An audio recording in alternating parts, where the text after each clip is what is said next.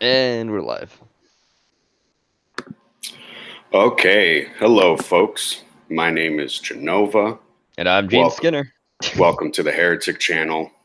We're going to be talking about Get Out from 2017 today. So spoilers. The most liberal horror movie made. The most liberal horror movie made. Obviously. Yes.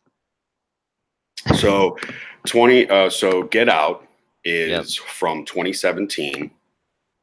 It's written and directed by Jordan Peele, who was on Key and Peele. Mm-hmm. And it stars Daniel Kaluuya and some white bitch. I don't know what her name is. I don't remember either. I had the IMDb open, but I forgot. I gave up. So the movie starts with a black man lost in a rich suburb. Yes. He's lost, and he's angry that he's lost because suburbs don't really have the grid system like cities do. No, they don't. Obviously. So he's just wandering around on his phone.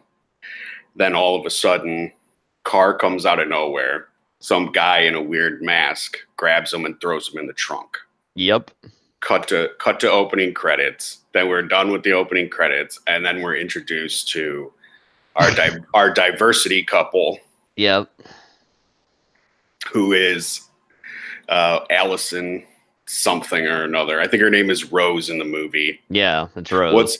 What's his name in the movie? Chris. So Chris, Chris and Rose. Yeah. And already Chris is a fucking emo. Yeah, he's whining the entire time while they're doing it and everything else. And like, do your parents know that I'm black? Yeah. Oh, should they know that you're black? Yeah, all this other stuff. He's whining the entire time, and they're like going back and forth. And then she's like, "Oh, you'll love me, my dad. He would have voted for Obama 3 times if he could have." Of course. And let me tell you something. You probably should warn your parents that they're black. Look, when the family I come from, you need to tell them. Otherwise, you will get chased off the lawn with a shotgun, or they will be looking at you weird. Yeah, it would be something you just kind of would bring up anyways. It's just casual talk. It doesn't even mean anything about race. It's just casual talk with people. How's your boyfriend? Who's your girlfriend? All this other stuff. Right, exactly. So he's all fucking emo. Yeah. And let's just get straight in. So there's a bunch of stuff happens in between there. He's being emo. They're having sex. He's crying about things. Yeah. And then they're traveling. They're traveling on the road. And then he calls his boyfriend, his friend Rod, right? Yeah, his friend Rod, who works for the TSA. Yep, motherfucking TSA. Yeah, he's the comedic relief of the movie. Yes, he's pretty funny. Yeah, he is pretty funny. But on the way there, they hit a deer. Yep. And the deer goes off flying into the woods or something like that. Yep. And the cops show up. Yep. And the white girl, she starts making a fuss because the cop asks to see Chris's ID. Yeah. Right. And she's throwing a fit. She goes, you don't need to see his. She's acting like the typical liberal. Yeah. You don't need to see his ID. He wasn't even driving. You don't have to show him your ID. She's standing up to the cops for her man. And that's the only reason she's doing that. Yeah, totally. Yeah, that's the only reason she's doing it. It has nothing to do with the plot of the movie at all. Nope. But here's my problem with that scene. Right? Mm-hmm. They hit a deer, no damage to the car. No, not really, not at all. Just a deer would fuck your car up. Yeah. Those are heavy animals, and they're moving at such a fast pace that thing would barely be drivable. Yeah. I've seen it happen many times around my area. Yeah. And then he's looking for the deer, right? Because something to do with his mom. Yep. And he doesn't know about yet. Yep. Right. And he doesn't want the deer to be there. Yeah. But eventually we make it to the plantation. The plantation.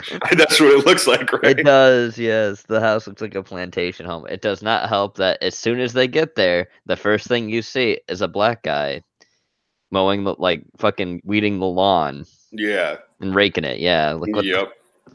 It's about what I expect. Yeah. when I get there. But of course, there's a black guy out there raking the lawn. Hmm. Big guy.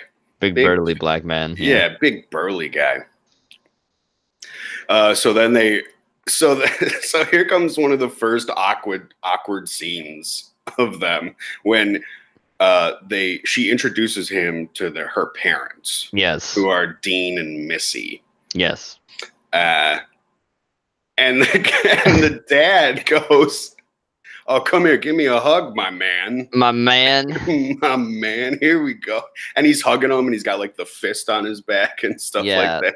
Like he's what the black. fuck? And that's exactly that's liberals, right? Yeah. The minute they get around a black guy, they start throwing around accents and lingo and talking the way they talk and stuff like that.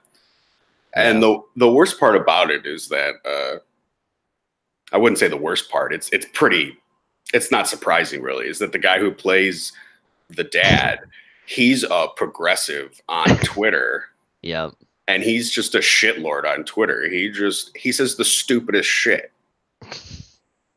As they do. Mm-hmm. So they get into the house and they're talking about the deer and everything like that. Yeah. And the dad starts really getting crazy with the deer just because the deer had the audacity to jump in front of a black man's moving car. So he wants all the deer exterminated. Oh yeah, the whole thing where he goes like deer are vermin and pests and everything else. It's the only thing I agreed with him on because deer are a problem. Oh yeah, we got to call them around here all the time. We might even say that deers might be bankers, but yeah. Shh, don't tell anybody. But if you put your They Live glasses on, you'll see it. Yep. So what are they doing? So then he's showing him around the house, right? Yeah, yeah. He's showing him around the house, and they're looking for, they're looking at things that he just has around the house because he's giving them the tour. Yeah. And there's a couple things that happen during this tour. There's one where he shows them like some souvenirs he picked up in Bali. Yeah. And he says like it's such a joy to experience another person's culture. And the black guy Chris is just looking at him like, yeah, I guess so. like just it's super progressive the way these parents are.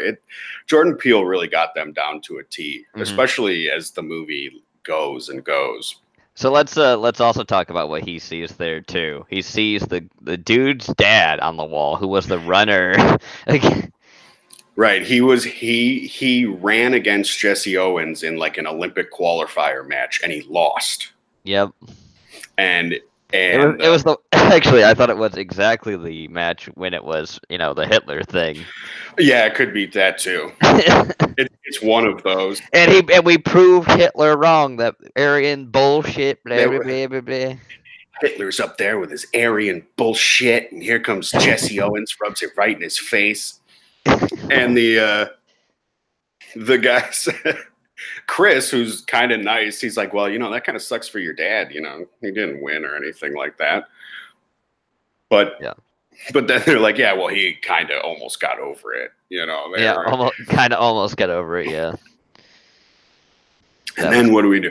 Then they go to some porch thing, and they go outside. And he says, "I'd vote Obama if I could 3 times," and all that. Yeah, and they start, best president in our lifetime. Yeah, I agree. Yeah. And that's when you lose all sympathy for the main character. Yeah, you're like you're already emo, and now you're an Obama supporter.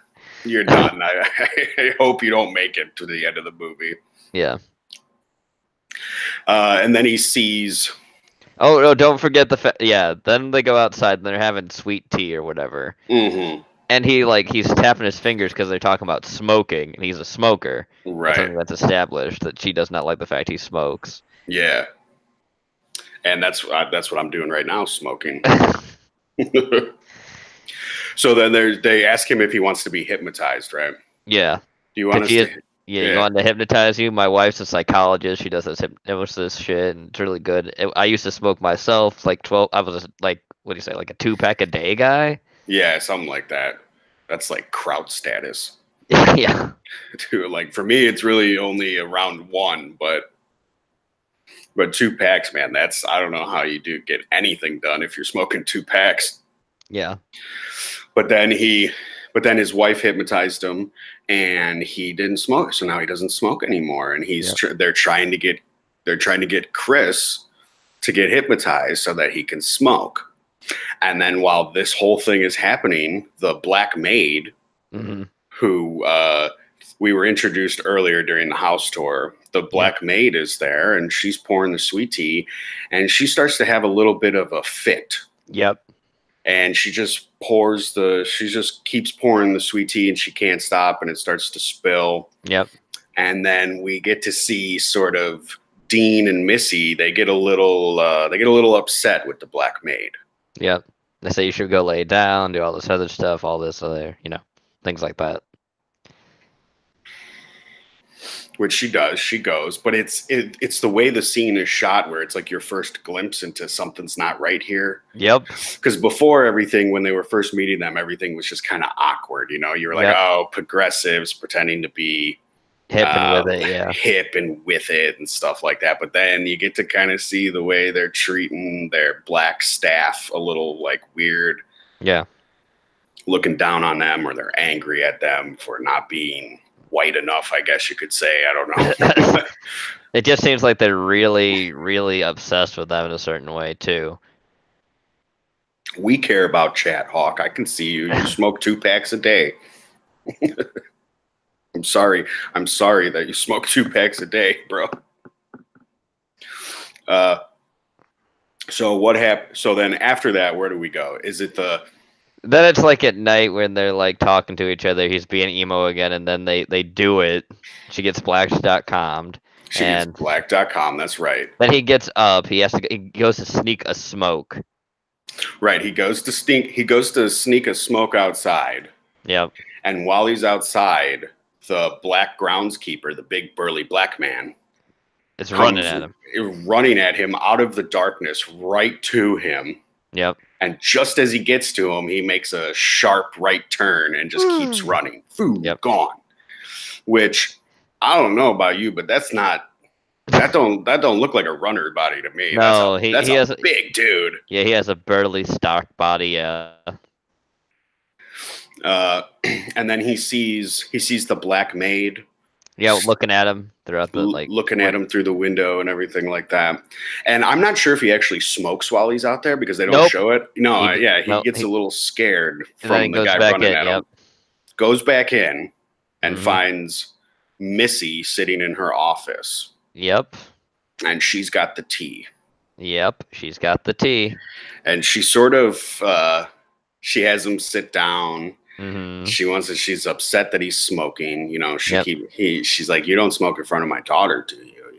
That's my kid. Yep. And then slowly you start to hear this like spinning of a spoon in a cup.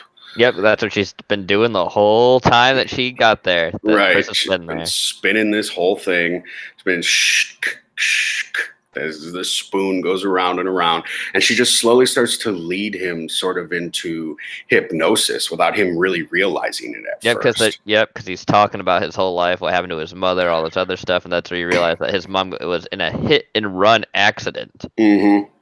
She was hit. Oh, we should mention that before this, in the dinner scene, where we meet Jeremy. Oh yeah, they ask about his parents, and he said, "Shocker that his father was in the picture." And that his mom was a single mom. And Jeremy has a great line there, because they're talking about sports and everything like that. And Jeremy asks him about Jeremy is Rose's brother, and the whole dinner scene is awkward too. Mm-hmm. And Jeremy, who looks like the dirtiest hipster I've ever seen. He's from this rich white family, but he looks so dirty when you see him. Yeah. He asks Chris if he likes MMA. Yep. And Chris says, "Nah, that's too brutal for me," which I don't believe that. There's no way Chris doesn't watch UFC or any type of MMA or boxing. Maybe he watches Lucha Underground. He might watch Lucha Underground. It's big. So then Jeremy basically has a has a really weird line where he says, that's a shame that you don't watch MMA because with your frame and genetic makeup, you could be a beast. You could be a beast in MMA. Which lines like that have gotten sports commentators fired before. Yep. Okay, so we're back to the hypnosis. So that was a little. I mean, there's the whole thing where he basically tries to get him and goad him into a fight too, and then the mom. Yes, and then it's very weird, and it's very. It's almost like Jeremy's trying to Well, we'll get to it. Yeah, we'll get to it. So then, so they're in the hypnosis, and he's all of a sudden he can't move. And she sort of reinforces that, right? He asks, he says, I can't move. And instead of her getting a little, like a normal person would be like, you can't move. What's wrong? What's wrong? She just says, you can't move. She just reinforces that he can't move. Yep. As he's picturing the whole thing in his head of what happened during that night.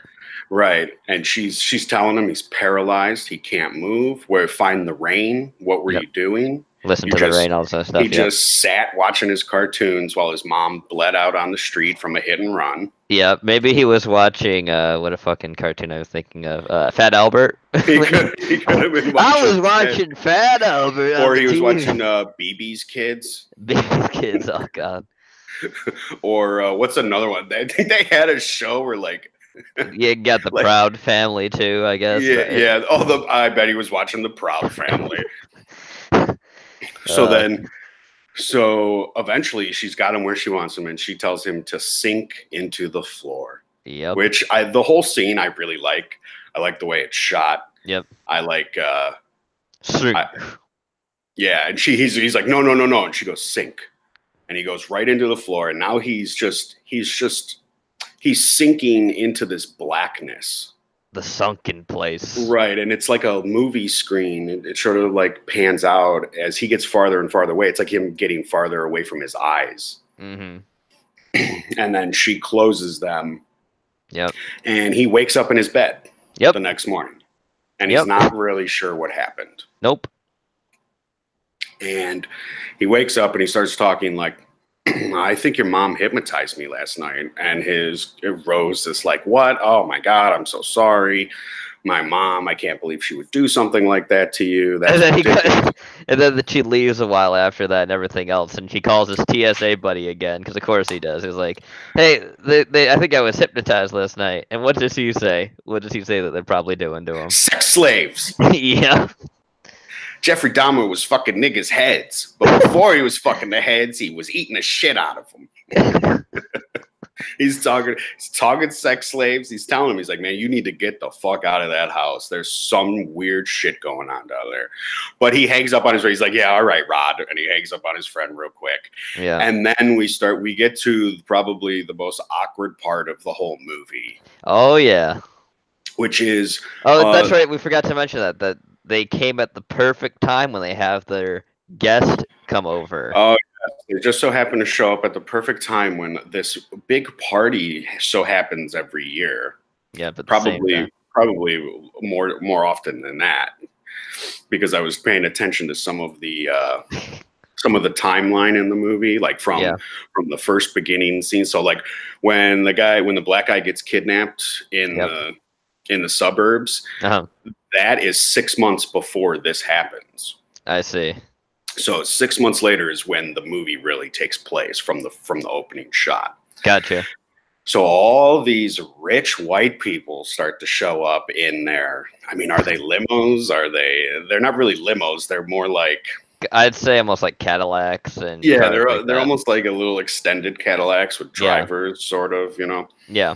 And they all start to show up. And we forgot to mention the important thing about Chris's character too. He's a photographer. Oh, that's right. He is a photographer, and apparently a successful photographer. Yes. He appears to support himself with his photography. Yeah, because he has an apartment wherever the fuck they are. Right. They showed some of his photographs in the beginning. I didn't see anything that was really considered. I wouldn't consider it good. No. I wouldn't consider it good. I would consider it pretentious. But, I'm not a black man, so... Well, not all of me anyway. So the white people start to show up, and we start to get introduced to all these different old white rich couples. Yep. And they're saying some of the most awkward they're having some of the most awkward conversations you could have with a black man in front of you. Look at this great muscle structure. Is it true it's bigger? All this other shit. All, black is in fashion. Yeah, black is in fashion. White was in fashion for what? A couple hundred years? Black's Now in black. fashion. The greens, we meet the greens. Yeah. Oh, yeah, the greens, the golfers. And they start golfing, or they start talking about golfing, and of course, who comes up? Tiger Woods. Yeah, of course. And they want to see his form. Show me your form. Yep. They want to see all that stuff. And he's very overwhelmed by a lot of this whole thing. I mean, I would be too if these awkward things were happening. If people were saying awkward things and you're black and they're just talking about you being black because they don't know any better.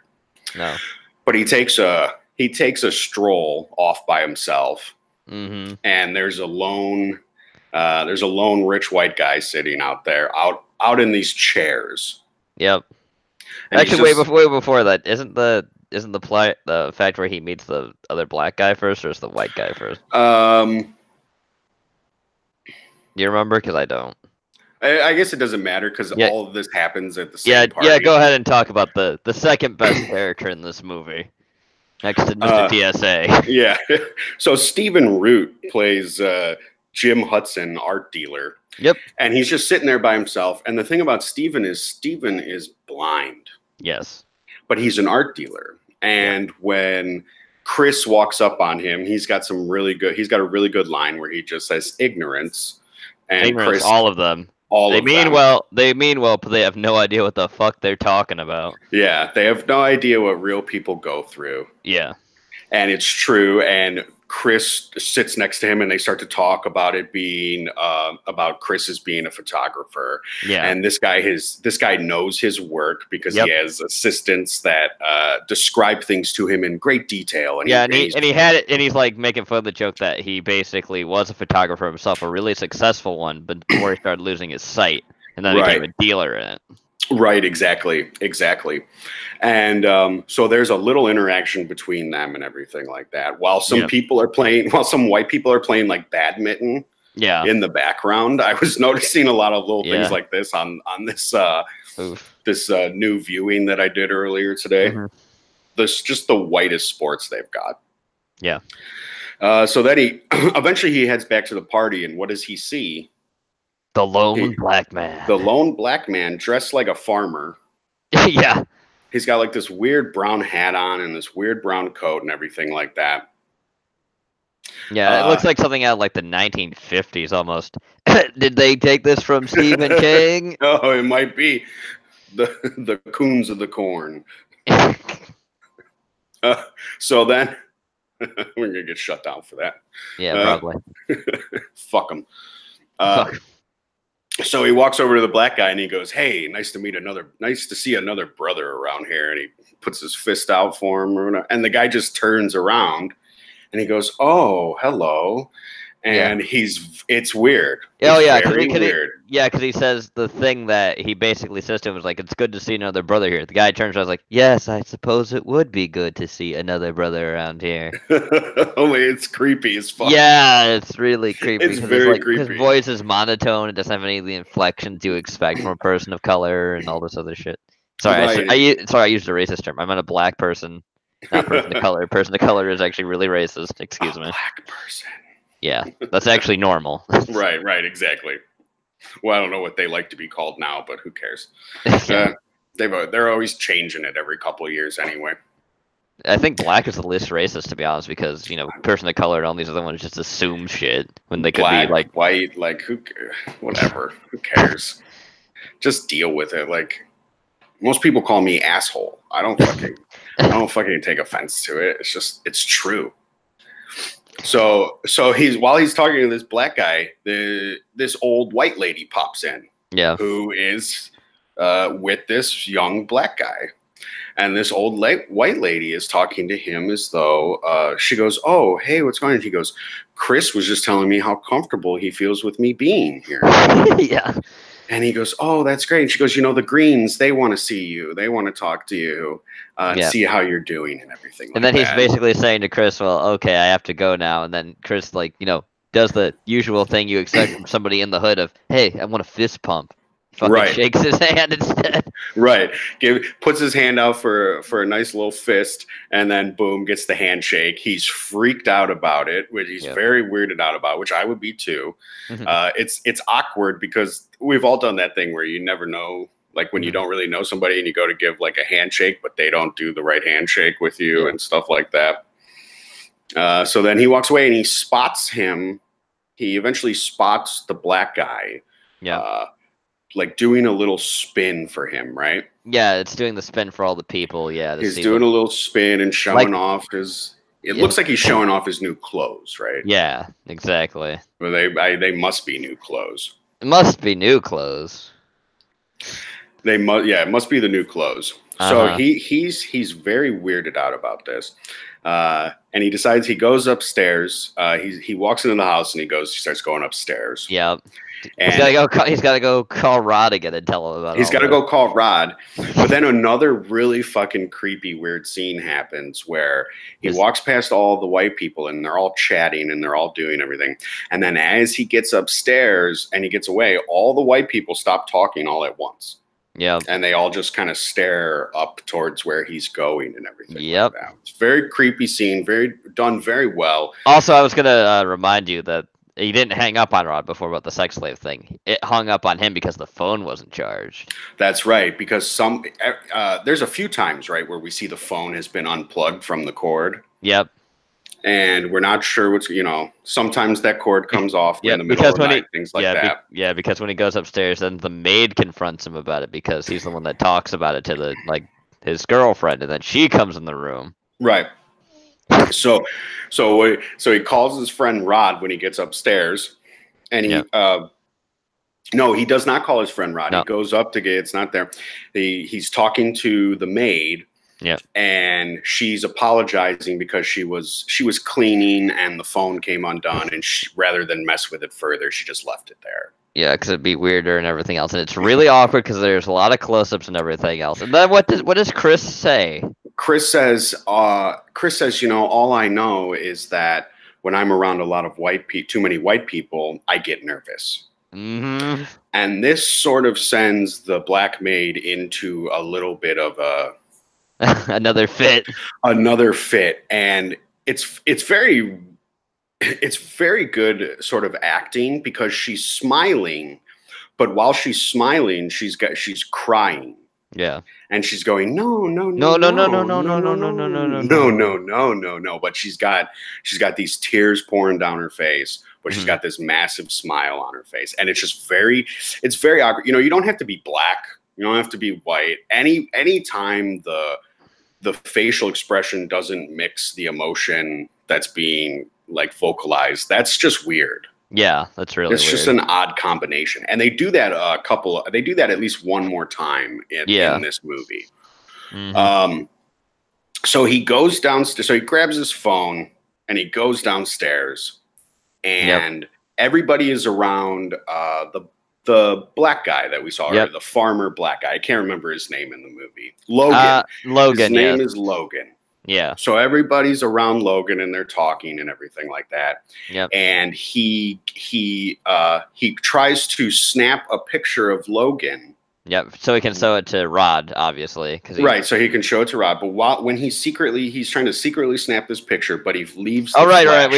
He did talk to Rod at a certain point because he talks about meeting the guy and saying like, I know this dude, but I don't know him. Like, this is after he takes the picture, right? He snaps the picture of Rod. Yeah. He snaps the picture of Logan. Yeah. The flash hits Logan and sends him into a fit. Yep. And he bleeds out his nose and then starts saying the great title of Get Out. Right. He starts charging at Chris, telling him to get out, get out. Fuck out, get out. Right, exactly. And then we kind of cut and the dad, who's basically, we forgot to mention the dad's thing too. He is a neurologist. Right. The dad is a neurologist. Jeremy is going to school for The same thing, neurology. for the same thing. Missy is a psychiatrist or a psychologist, one of those two. Yeah. And Rose just lives off her black boyfriend, I guess. I I don't know what Rose does because she. So then there's a little scene where they're sitting on the couch. Everybody's kind of gathered around and everything because they're worried about Logan. And the dad is telling them, oh, he had a seizure and seizures can lead to fits of rage and stuff like that. And the flash sent him off. And then he comes out of Logan and his white 30-year-old older wife than 30 years older than him wife comes walking out of Missy's office. And what happens? He's okay. He's feeling a little better. He's a little tired and everything like that. And yeah, we're getting there. So then eventually he goes back up and he goes to send that picture to Rod. Yeah. Right. And he sends that picture to Rod. And immediately Rod calls him. Right. Yep. Immediately. He's like, dude, that's Drake. And he goes, who's that? And he goes, that's Letitia's sister. No, who works down at AIF. Yeah. Letitia's sister's brother that works on AIF, I think. Yeah, it's like this weird, like 6 degrees of separation. Yeah. Where like it's like supposed to be like all the black people know each other. Yeah. They know each other somehow or some way. Yeah. And he goes, yes, you're right, that's him. He's telling him how weird he was. Yeah. Telling him how he just wasn't acting right, and he was there with this white woman who was 30 years older than him, and Rod once again goes, sex slaves. Yep. Told you, man, sex slaves. They hypnotizing the shit out of black people and using them as sex slaves. Yep.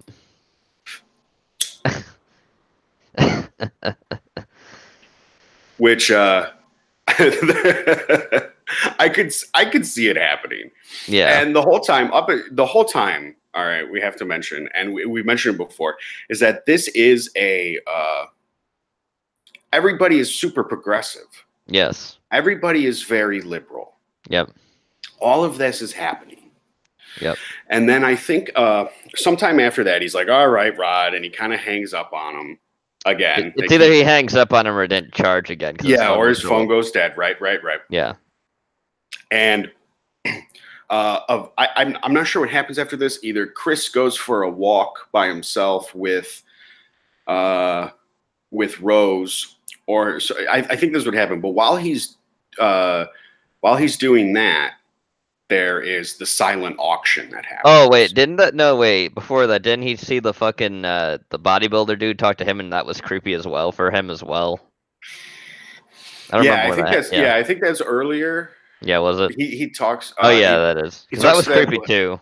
Yeah, he talks to the black groundskeeper again, and the black groundskeeper, he's like asking him about Rose and stuff like that, and just his whole facial expression and the way, because he walks up to him, he's like, "Hey, they working you real good out here, huh?" Because he's chopping wood and stuff. Yeah, and then his facial expression. Yeah, that's the other one that's creepy. He goes, smiling. Nothing I don't want to be doing.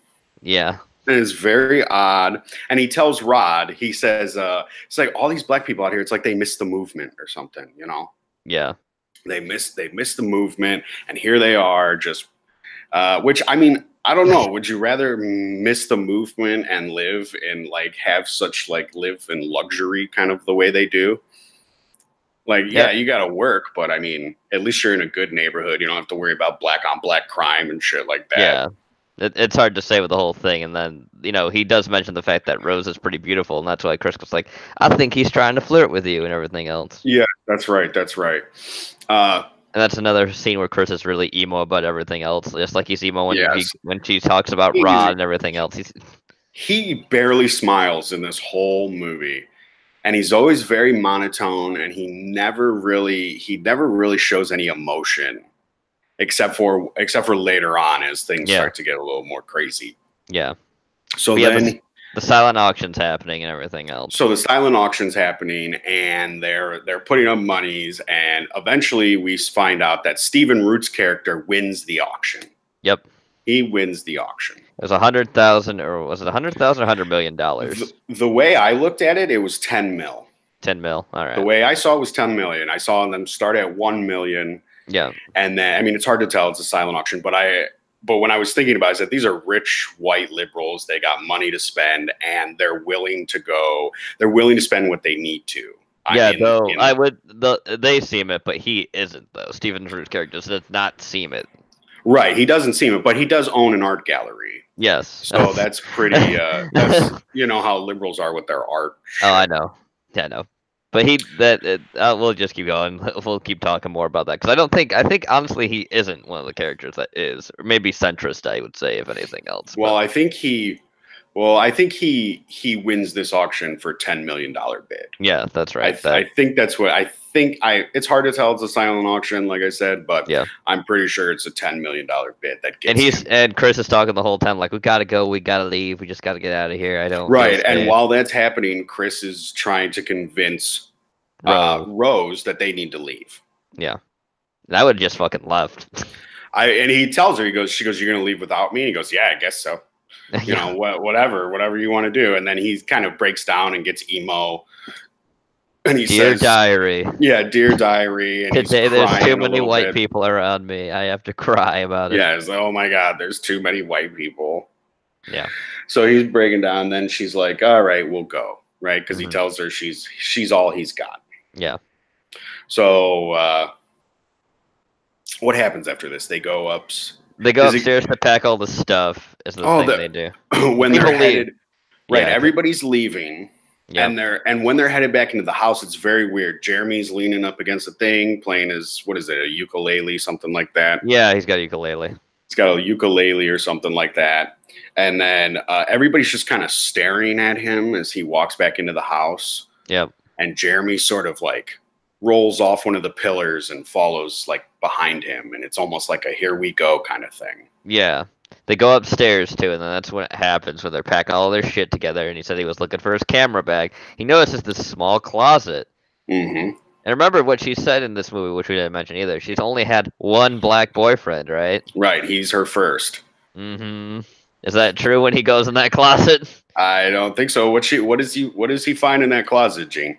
He finds a box full of pictures of black dudes and black dudes she's been with since like high school and everything else. Yeah. Like every boyfriend she's ever had is black. And it shows the weirdest fucking one is a picture with a black girl that seems to be around her age or so, and it's the maid. Right, it's the maid. The last two are pictures of her with the maid and the groundskeeper. Yep. And she comes in the room and she's like, "You okay? Everything okay?" He's like, "Yeah, we need to go." Now. Yeah, I was looking for my camera bag. Yeah. Yeah. Now he's starting to show a little bit of urgency. He's starting to get there, and he's asking her to find the keys. You find those keys, Rose? You find those keys, Rose? And she can't really find. Women can't find shit in their purse. That whole thing. And you see, there's the dad, the mom, and there is Jeremy as well. Now holding a crochet. No, it's not. It's a lacrosse. Right. Yeah, it's a lacrosse stick. Yeah, he's holding a little, and they're almost kind of surrounding him as he comes down the stairs. They come down the stairs because he's like, you can find him on the move, and like they're like, "Oh, where are you going? The party's just getting started, man." Yeah. And he's like, "Oh, well, my dog got sick. I got to go," because Rod's been watching his dog this whole time. We didn't mention that either, but that's right. And it's the small little details that kind of make the whole movie go together. Right, exactly.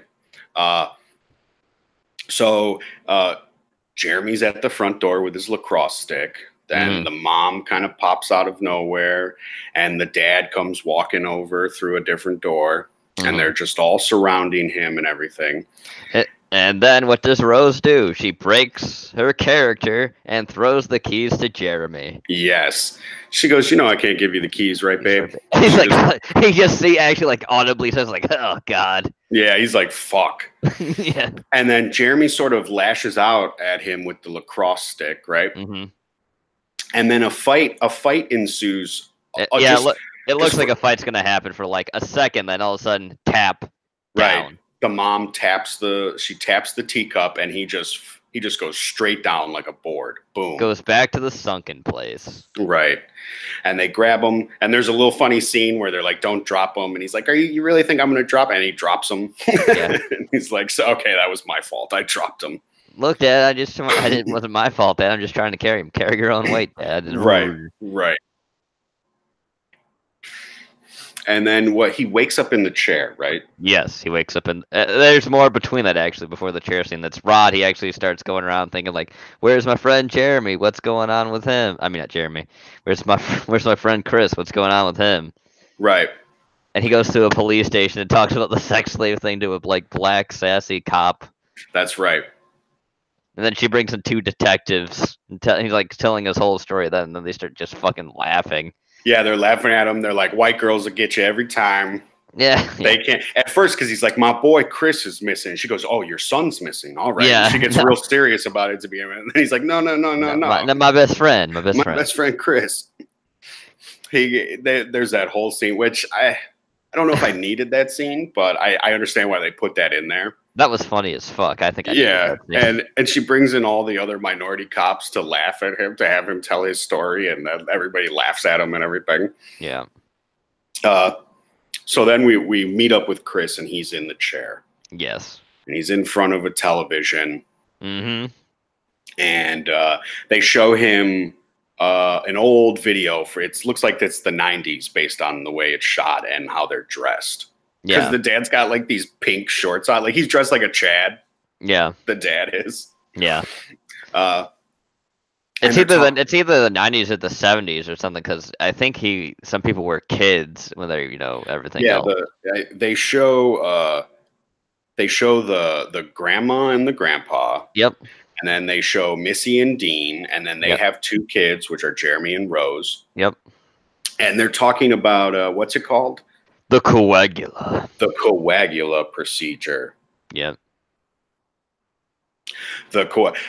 Steve says black women hate the fact that black guys like white guys. That's actually brought up in the movie as well, because because he says about the groundskeeper, he thinks he's got a thing for Rose, and then there's that whole discussion, and then he thinks the black maid is unplugging his phone because she doesn't like the fact that he's with a white woman. Yeah.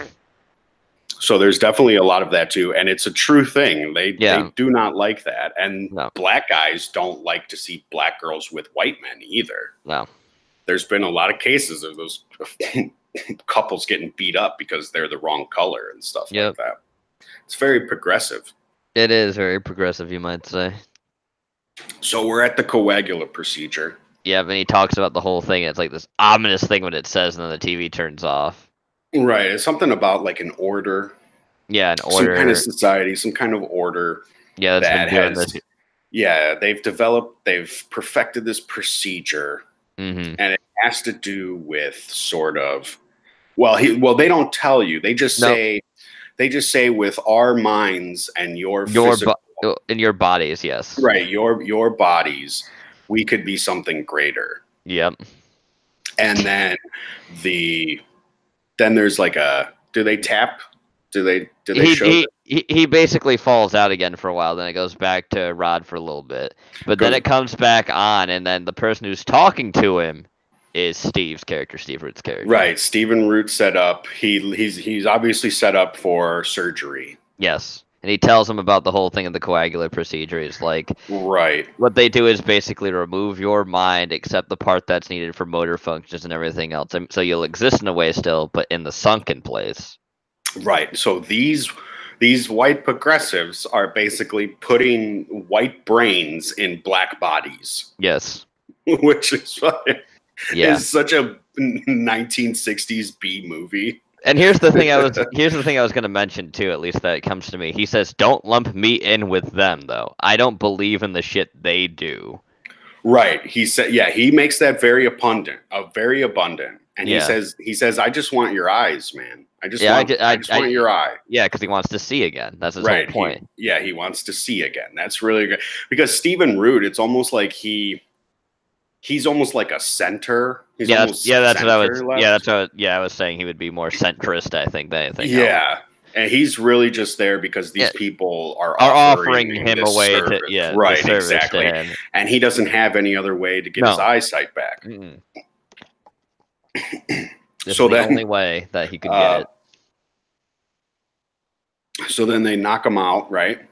Yeah, he gets knocked out again, but he looks at the chair and notices he's been scratching into it as well. Right, and all the cotton is coming out of the chair. And then we cut, and Yep. Rod is now calling Rose. Yep. And Rose is sitting there, and once again, the vocal emotion does not match the expression on the face. Nope. And she's saying, "Oh my God, have you seen Chris? He's disappeared. Well, I don't know. He just left." Yep. And he's talking to her. And then he thinks that his TSA training kicks in and think, I should record this. Right. And then when he talks to her again, she basically starts flirting with him, and she's playing him, so he hangs up the phone. Right, and he goes, "Oh, she's a genius. She's a genius. Yeah, she got me. She's a genius." You're not really that subtle there, Rod. You should have been a lot more subtle if you're recording somebody. Right. That's what those thoughts will get you. She's got a lot of practice. She knows what she's doing. Yep. And she got a blank expression on her face. The whole family is around her and everything like that. Yeah. They're watching to make sure. She makes him feel very uncomfortable because she says things like, "I noticed you were looking at me. I know you want to fuck me, Rod." Stuff like that. And he's like, "No, Chris is my best friend. Chris is my best friend. I wouldn't do something like that." Yeah, he just hangs up because he's mad. Yep. And then we start to get a little bit of the procedure, right? We start to see that. Cut open the back of his skull and get everything else. Yeah. Right. They're doing that. And then Jeremy goes to get Chris from the room with the wheelchair. Yes. And he walks in there and he undoes Chris's restraints and everything. And as he's got his back turned, Chris pops up with a croquet ball, I think. It's like a croquet ball that was there. It just comes on the side. He waits for his hands to be done, then smacks him in the head. Right. Smacks him right in the head with the croquet ball. Mm-hmm. And like Jeremy's making like weird fucking noises because he just got hit he's obviously got some kind of brain damage going on now. Yeah. Smashes him again. And then Chris reaches into his ears and pulls out the cotton from the chair, which means that Chris picked cotton and it saved his life. That's what that means. Picking cotton saved a black man's life. Remember, this is made by a black dude. Right. This is made by Jordan Peele. Written and directed by Jordan Peele.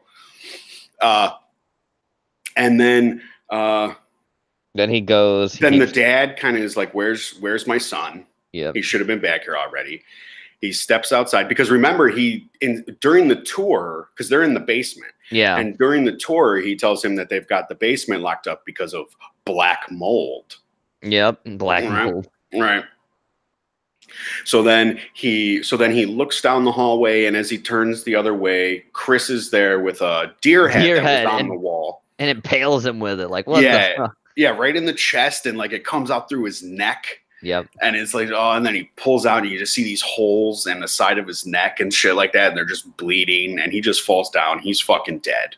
Yep. We also just have to say that Steve Root's character is at this point also dead because he got his brain out. Yeah, I would imagine he just sat there and bled out. I mean, how long can you really go with your because at that time they had cut when we had the skull cap and everything else. The skull was coming off, everything like that. So I mean, he's probably dead. My thing is wouldn't you have somebody there to like help you home after the procedure? I mean, they don't really get into the procedure. I mean, they tell you little things, but they don't really get into some of the intricacies around it. They really don't. So that's a weird thing because you think a number thing they would do is if they'd have, an area where they're going to be locked in and everything else for the procedure, that they wouldn't have fucking things you could use as weapons. Right, exactly. But they do because And Jordan Peele just had to have a way so he could get his revenge on the white man. Right. But it also shows that like liberals don't think ahead. No, they don't. Progressives aren't thinking ahead. They don't think that they'll ever get taken down or they'll ever get got, really. Yeah, they'll ever get got or anything like that. So he kills him, and then as he goes back upstairs and he walks past and he sees Missy, who sees him, but she does not have her teacup. It's actually in front of Chris. Yep. So they both make a dash for the teacup, and Chris smashes it on the floor. Yep. She grabs a mail opener. Yep. and stabs him, and it goes right through his hand. Yeah, he has like the biggest rage going on during this whole thing. Like, he does not give a fuck. No, he can't feel it. The adrenaline is pumping. It's in his hand. He's pushing it, and he kind of holds onto her hand, and he puts his head into her head. Yeah, her hand. Yeah, he turns it so it's just the fucking knife goes into her head. He turns it. He puts it right into her eye, and she falls down. And that's we assume she's dead. Yep. We have to because it goes through her eye. Yep. And then as he's getting ready to leave, boom, Jeremy pops back up. Jeremy, my boy. There you are. There he is. And he starts fighting with Chris. And here's I'm going to beat the shit out of you, you piece of shit. Right. There's this whole thing. I think he's got the lacrosse stick still. Yeah.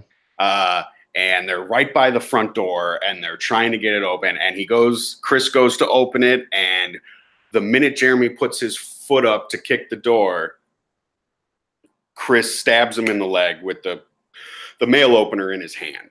Yep. He drops Chris again on the floor and then he beats his head again. Yeah, then he basically stomps his head in. Yep. Like black people do.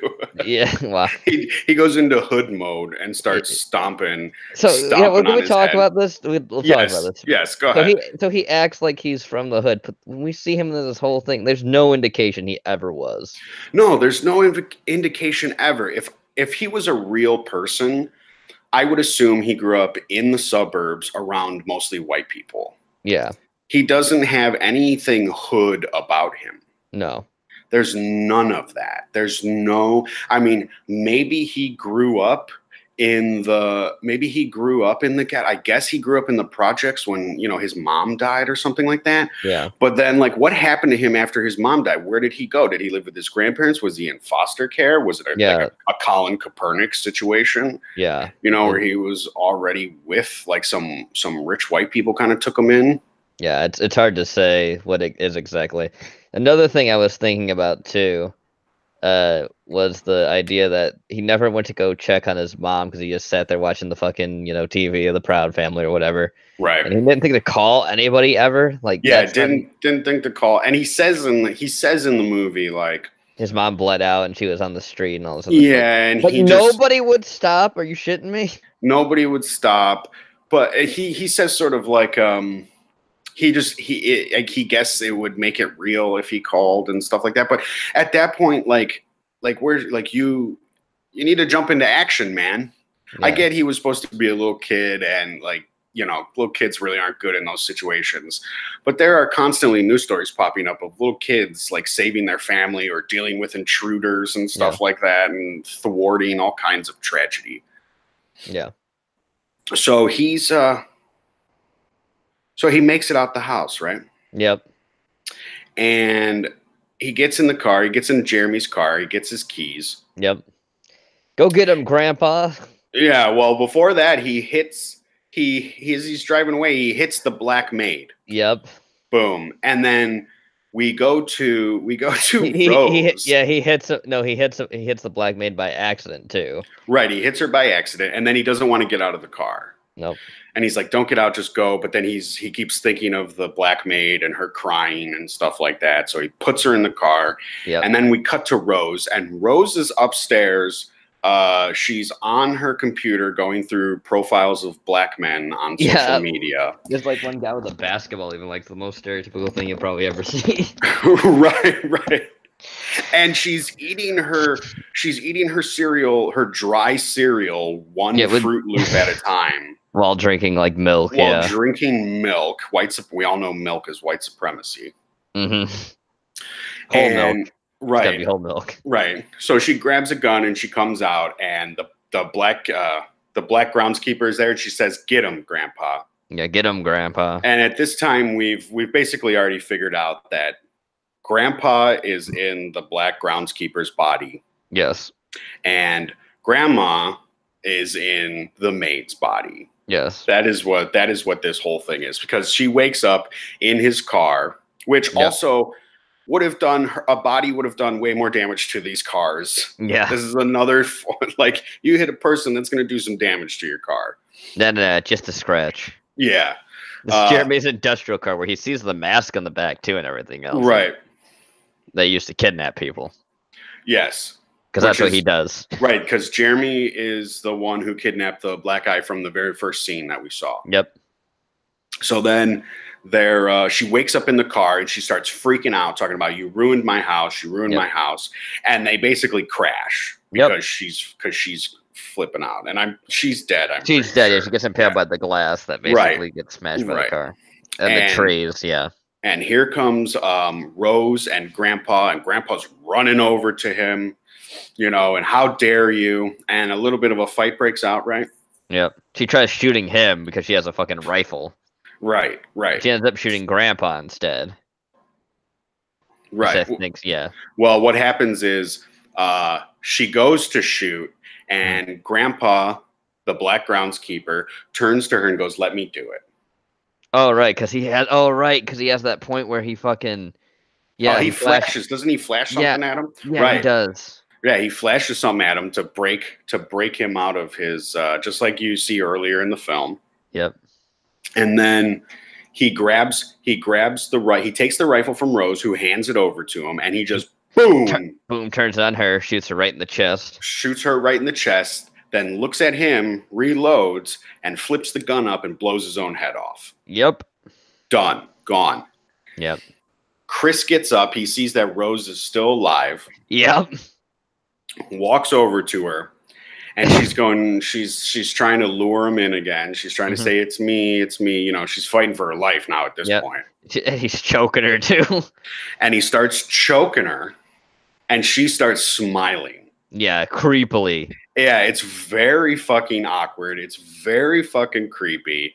It's that whole thing that they do throughout this movie where the expressions don't match what's happening. No.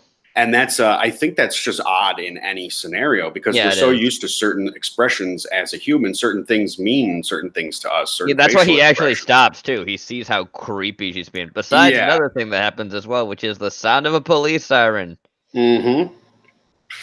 The police show up. We see those birthday fucking candles flashing red and blue, and he stands up and he puts his hands up because he knows he's in trouble. Rose starts screaming for help. Help me, help me. And you think at this point, Chris is fucked. Yep. We know what the fuck's going to happen. But that door swings open and it says airport security. And here comes motherfucking Rod. Mr. TSA. Yep. So they just leave her there to bleed out, and she basically dies that way. Yes, I assume everybody is dead. Yeah, they very much all die. And he tells the last thing that he always fucking say, and I remember this so well in the movie, is he gets in the car and Chris is just like, trying to breathe, and he's like, "I told you, man, I told you." I told you don't go in that house. And then he said, "How did you know? How did you get here?" And he goes, "I'm TSA. I'm TS motherfucking A. Consider this handled." Yeah, this is what we do. Motherfucking A. And then that's the end of the movie. And that's basically the synopsis of the movie. We went through the whole fucking movie. We missed a couple of things here and there. There are little nuanced things. And if you haven't seen the movie for yourself, you really should see it. It's a good horror movie. It's shot well. Mm-hmm. It's actually got a decent story to it. And it pushes a different type of narrative, right? Yes. It pushes. But let's talk about the fact that no one thought it was that narrative for a very long time until Jordan Peele said it was that narrative. Right. And when it came because I remember when it came out and I had first seen it, it was very much like I saw it as a satire, right? Yeah. And I didn't really like there's the whole race element into it, but I mean, I think I told you when you were watching it earlier, it's like who doesn't feel awkward or nervous when they meet their girlfriend's parents for the first time? That's always a weird sort of awkward situation. You get nervous and stuff. You want to give a good impression, and especially if you're if you're a white guy going into a black family, you want that's going to be a little weird for you too. Okay. And Jordan Peele is married to a white woman. A Canadian, yeah. Yeah, Chelsea Peretti, I think her name is. She's some kind of fucking comedian. Is it a comedian in quotes or actually a comedian? I think she was a stand-up comedian. I think I've seen some of her stuff before. She had she had one line that I always remember because she was roasting Mm-hmm. some fat lady, and she's like, "What's your name?" And the fat lady was like, "Sharon," Mm-hmm. and she was like, "Not sharing your food." And I think she's Italian. She's got that nose on her, you know, I got you. the Yeah. nose. Yeah, I get you. I get you. And I saw when it first came out, I saw the movie as a satire, and Yeah. I had tweeted this out. I said, "This is a satire. It's done very well. It's very much like a comedy horror. Yeah. Not everything should be taken very seriously with it, and it's a satire of like society, sort of." Yeah. And I had a lot of progressives that I knew at the time, not really come after me, but say that it was more than that to them. It was a social commentary on everything. And then a little bit after this, Jordan Peele came out in an interview and said it's about liberal progressive racism. Yep. It's about their soft bigotry, or whatever you want to call it, and the way they treat black people. Oh, you mean the soft bigotry of low expectations? Yeah. Right, exactly. They don't have it's the way they treat black people. They don't keep them to the same standard, which is very harmful for anybody. Yeah. Everybody should be kept to the same standard, and that's how you get more people to move forward, to be successful, to be able to handle life. Yes. You know.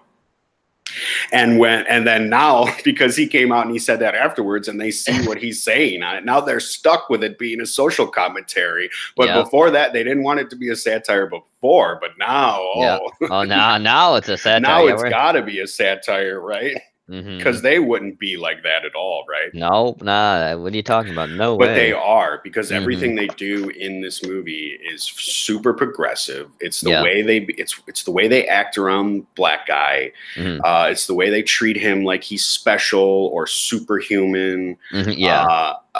Because like the prized piece of meat, if you will.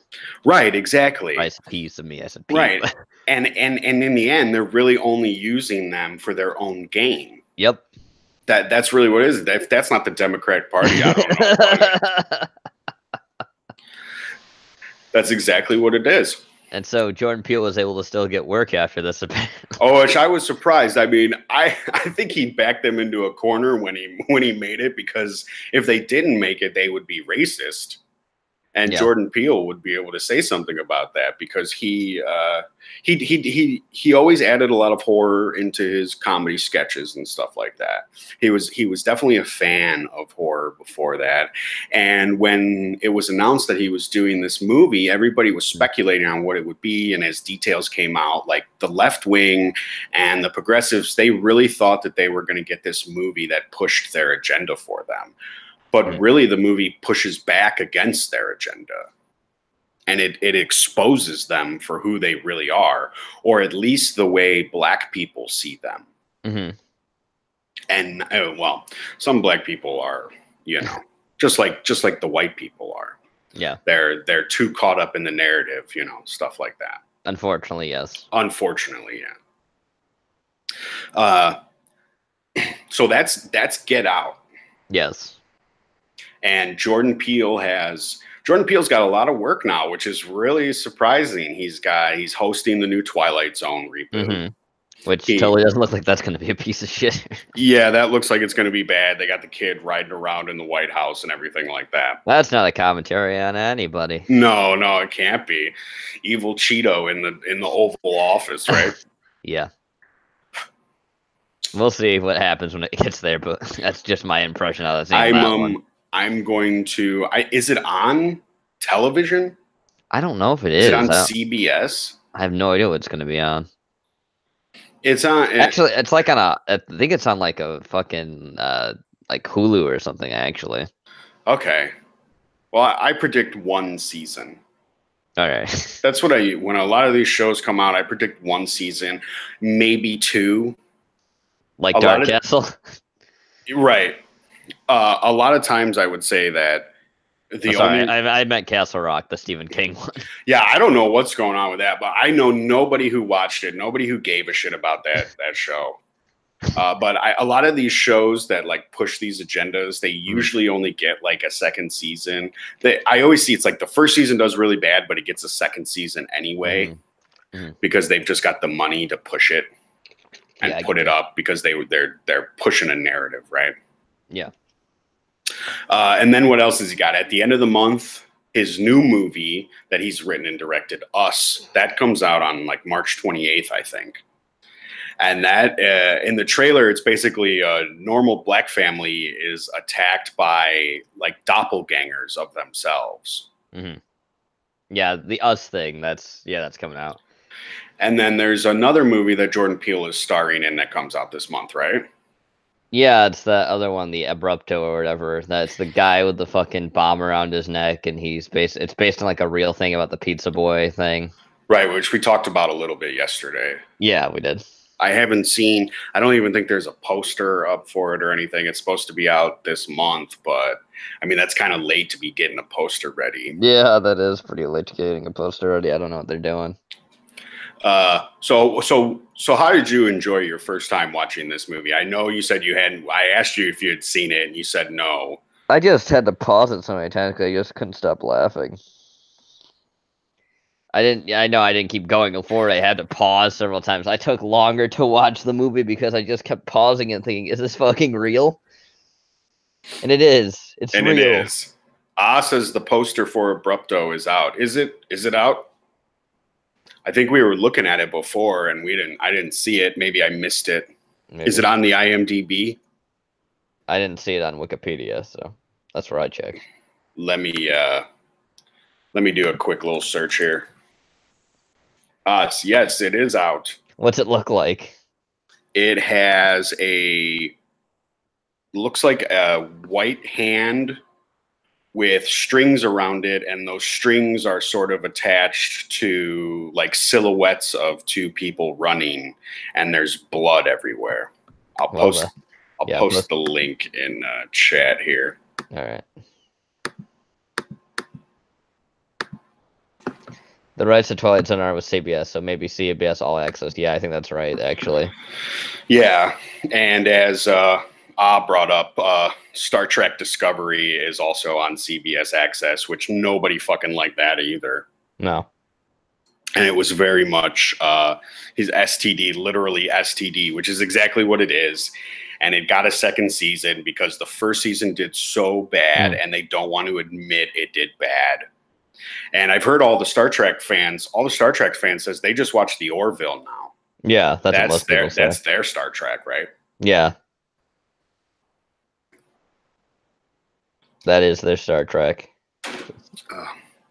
So I tried to look up like coagula to see if that had any sort of meaning to anything, and I found nothing. There's some kind of like superhero called Coagula. Is he about blood? It's a woman, I think. Oh, I didn't really click. I was looking for some kind of like bug, some kind of insect that I thought maybe it had something to do with the deer. Maybe it was like those zombie parasites that infect deer, and like take over their bodies and stuff like that. But I didn't find anything on coagula. I thought maybe it was a term for like another type of cocoon or something like that. Yeah. Nothing popped up. Yeah, I don't know. Maybe it's like a very obscure scientific term. Yeah, it was all about Get Out or this superhero, or it just kept saying like coagulated. Yeah, like or stuff like coagulates. Right. Oh, wait, maybe that's something called coagula though, because coagulation of the two different beings into one. Right. Coagula is the trans woman. Is that what she is in the comics? Oh God. That would be funny. No, that just gave me something else, right? Like, what if you take a black man's body and you put a white woman's brain in it? Oh God. Like Get Out 2 or something where they're making trans people now. That would be just. It's so. I didn't even think about that when I was. I mean, they're progressive, right? Yeah, exactly. They don't believe in genders. Okay, so here's the thing. The coagula comes from the alchemic term "solve al coagula," meaning dissolve and coagulate. Okay. What does that have to do with the brain? Maybe it means, yeah, maybe it just means dissolve, as in like the person's gone, and coagulate to be two beings into one. Okay, that makes sense. I can see that definitely. Yeah. That makes sense. So it's like the one person's body is dissolving, and then they coagulate into it too. It's Yeah. because it's a form of them getting like a pseudo Yep. immortality, you know. Yeah, I get you. And it's how many times can this procedure actually be done? Can you then take grandpa's body, right? Like if everything went well and grandpa's body now it's starting to die, right? Yeah. Can you then take his body and like even though now he's in the black man's body, can you recut his What him if you put open? your brain in a robot body? Can they move that to a second body now? A Possible. third body? How many times can this procedure actually be done? That's what I always wanted to. That's what I started thinking when I was watching it again the third time. Mm-hmm. So you mentioned a trans woman. Did you see anything recently that also had something to do with trans women? I did actually. I saw. Okay, so for chat who don't know, there is this YouTube channel called Clementine Productions, and a video of theirs popped up on mine where they did like a 45-minute video. They actually did two videos, but they did a 45-minute video about how the mentally ill, are horribly betrayed in cinema and TV, and it's so bad and so wrong. And right, exactly. Steve, have you seen Skeleton Key? I have one time. I don't remember much about it. I know there's some voodoo thing, and there is sort of like a body sort of shift thing that happens in that. Isn't Skeleton Key a Stephen King story? It might. I don't know. Like I said, I only saw it one Skeleton time. Crew, I'm thinking of. Yeah, that might be. Yeah, that's the Stephen King one, Skeleton Crew. But so Clementine Productions, they did this. They did this video where they were upset about how the mentally ill are portrayed in movies and how they always seem to look like psychopaths. And he brought up Psycho, and he brought up Split and DID and how they're portrayed, and he complained about Shane Dawson and everything. And then a new video of his pop. See, granted, I'm not subscribed to him, but because I watched this one video of his, now all his videos start to pop up, I think. But he recently put out a video today, I think, where he says he was suspended off Twitter for threatening to kill somebody. Yep. And down in the comments, he writes, "I'm a trans woman, which is why I'm allowed to use these slurs like tranny and stuff like that." Yes. So he complained about, and he also said that he has a mental illness in his video.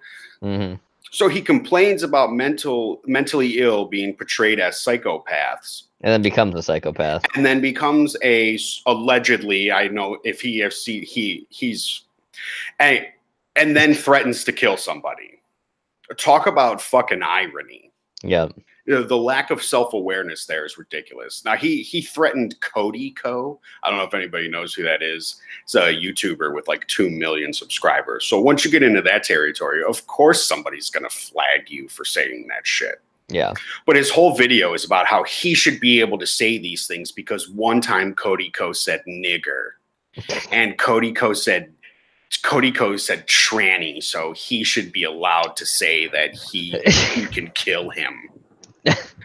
But the whole thing is ridiculous because he basically give a whole bad thing for trans people anyways, and the mentally unfit because you are. Falls right into the stereotype of the movies that he complains about. Yep. Ridiculous. What was the thread about? I did not see what the thread was about. I think he got into it with Cody Co for some reason, mainly because Clementine doesn't really seem to be able to mind his own business, and he's very self-righteous, and he just thinks he believes everything he thinks, which is not the way to go through life. and he I think he sees himself as this like righteous fury who needs to put people in check and do all these things. So and I don't have a Twitter anymore, so I couldn't go and see it. And of course he was only showing like part of the thing because he doesn't want to look like, you know, it's obviously his own fault. And it obviously him getting, and his whole thing is I shouldn't be suspended from Twitter because I'm trans. Yeah. Which I didn't get any of that in his. He doesn't bring that up in any of it. It's almost like it comes out now as sort of a big excuse. Like an excuse, a shield or something like that. I wouldn't be surprised if he's just a trans trender. Yeah. But the whole thing is it's just ironic because you complain about mentally ill being psychopaths and then you go ahead and you threaten to kill someone on Twitter. It's ridiculous. But I just laughed at it, gave it a thumbs down because it's stupid. In his mentally ill video, I left a comment asking him for a list of I asked him for a list of citations and his qualifications. I haven't received a response back to that one. No, probably never will get a response. Says, I'm pretty sure the disabled people end up doing well in things like Stand, Cube. Yeah. Well, Stephen King has this whole thing where he gives special powers to handicapped people regardless. Silver Bullet? Yeah, Silver Bullet, Duddits, and fucking Dreamcatcher. Right. Duddits was an alien, sorry. He gave his other friends special powers, so he had, like, Downs as an alien. I don't understand that, but okay. Right. Before we move on, just to get back to Get Out a little bit, Steve, or that Steve's in chat. You used to be Steve. Gene, just give me your final like little review of the movie and give me a little rating. If I were to give Get Out a rating, I would probably give it a like 7 out of 10. I think it's a solid film experience. It's generally creepy. It's very unsettling. It's not really so much a gore fest. You won't if you don't like, Yes, there's very little blood. No, there's very little besides the operating scenes. That's a given because, that's what's happening. It's an operation. Right. But yeah, I'd say it's definitely a film worth watching. You'll like it if you like, comedy in your horror. It's very funny for that. It's very, very poignant with what it's trying to get across. And you will laugh probably as much as I did if you like this kind of humor to it as well. Yeah, I would also give it a 7 out of 10. If you're tired of, if you want to see the other side of a narrative or an agenda and you want to see somebody sort of push back against that, definitely see Get Out. It's very good. It's shot very well. The script is unique for the most part. I know there were some comparisons to Wicker Man, the original. But for me, I only saw a little bit of that. Like, there's always going to be a comparison to some other film. You can really only do so much new stuff, but it is a very unique idea. It's a very good script, and it's refreshing to see somebody sort of push back against the whole fucking, it's always, the conservatives are always the racist ones. Like when you get like what you get with The Purge and stuff like that. And it shows because it was a very successful movie. Lots of people went to go see it. It had great ratings and great reviews from critics and the audience. And critics, of course, they only gave it a good score because Jordan Peele is black and critics are progressives. But the audience loved it. Yeah, Taco. It's a solid movie. Yeah, done very well. And like Gene said, when it first came out, I was rolling my eyes. Yeah, I thought. Yeah. Go ahead, Gene. I thought it was the same thing. Like it's a big like, oh, look how bad Whitey is and all this other shit. But that's not really what it's about. It's about something else entirely. Says, I feel like its first half is a little slow. Something like It Follows keeps building up right from the start. Yeah, it's definitely like that, and it gets more and more awkward, and they're really putting you in these weird situations, and you're feeling uncomfortable. Like you said, Gene, a lot of the shots are very up close and claustrophobic. Yeah. The cinematography is very good. I like the lighting. I like the soundtrack too. Yeah. That song that they have in the beginning and that they play at the end, that like Yeah. weird sort of like, I don't want to call it a voodoo song, but it Very hypnotic. Yeah. it reminds me of Dance with the Dead, if anybody's heard of that band. Mm. But yeah, it's a great film. We wholeheartedly recommend it here on Heretic Channel. Yeah. We definitely see it. You're not going to get this. You're not going to get this political narrative pushed in your face, and Nope. all politics is very subtle. Mm-hmm. And any like when they say like about Obama and stuff like that, like that's obviously some joking. Yeah. And it also is awkward at the same time because you're laughing because it's so awkward to say. Oh yeah, 100% there. It went the way of the Stepford Wives. You're right. It is very much like the Stepford Wives.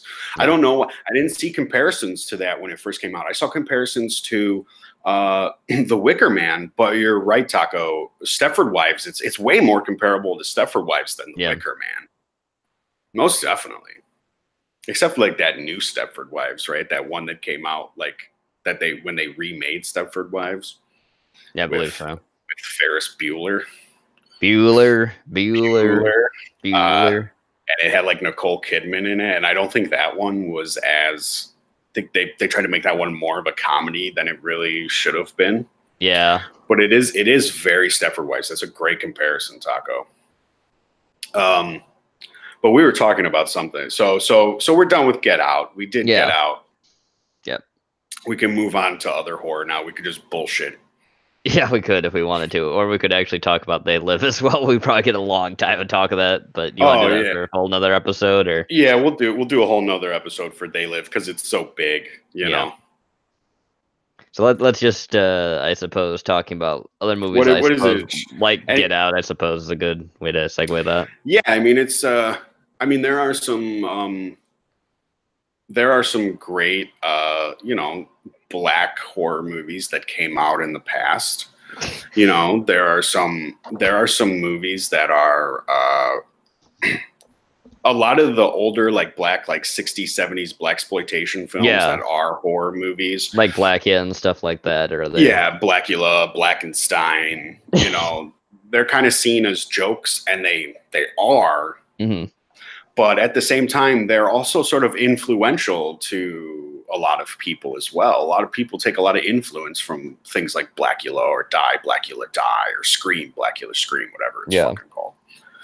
Stuff like that. And you usually don't get, the thing is you don't usually, whether it's a black movie or a white movie, you don't usually get a script this good. No. With the shooting or with the way it's shot and everything like that. And sometimes the black movies can get very racy. They get racy, and they get a little too political, and sometimes they're not very well written, or they're not very well written. Let me look up some black. I'm going to type in black horror movies. We'll see what comes up. If my Mac will work. The worst black horror movie ever. If my Mac will work. Return of the Mac. Let's see here. Black horror movies. I bet Pornhub pops up. Candyman, Taco's pointing out. Yes, Candyman. Good. I knew there was something.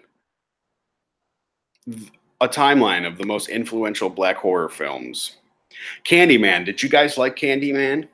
I like Candyman. I think I liked the sequels to Candyman more than I liked the first Candyman, which I know is kind of weird to say.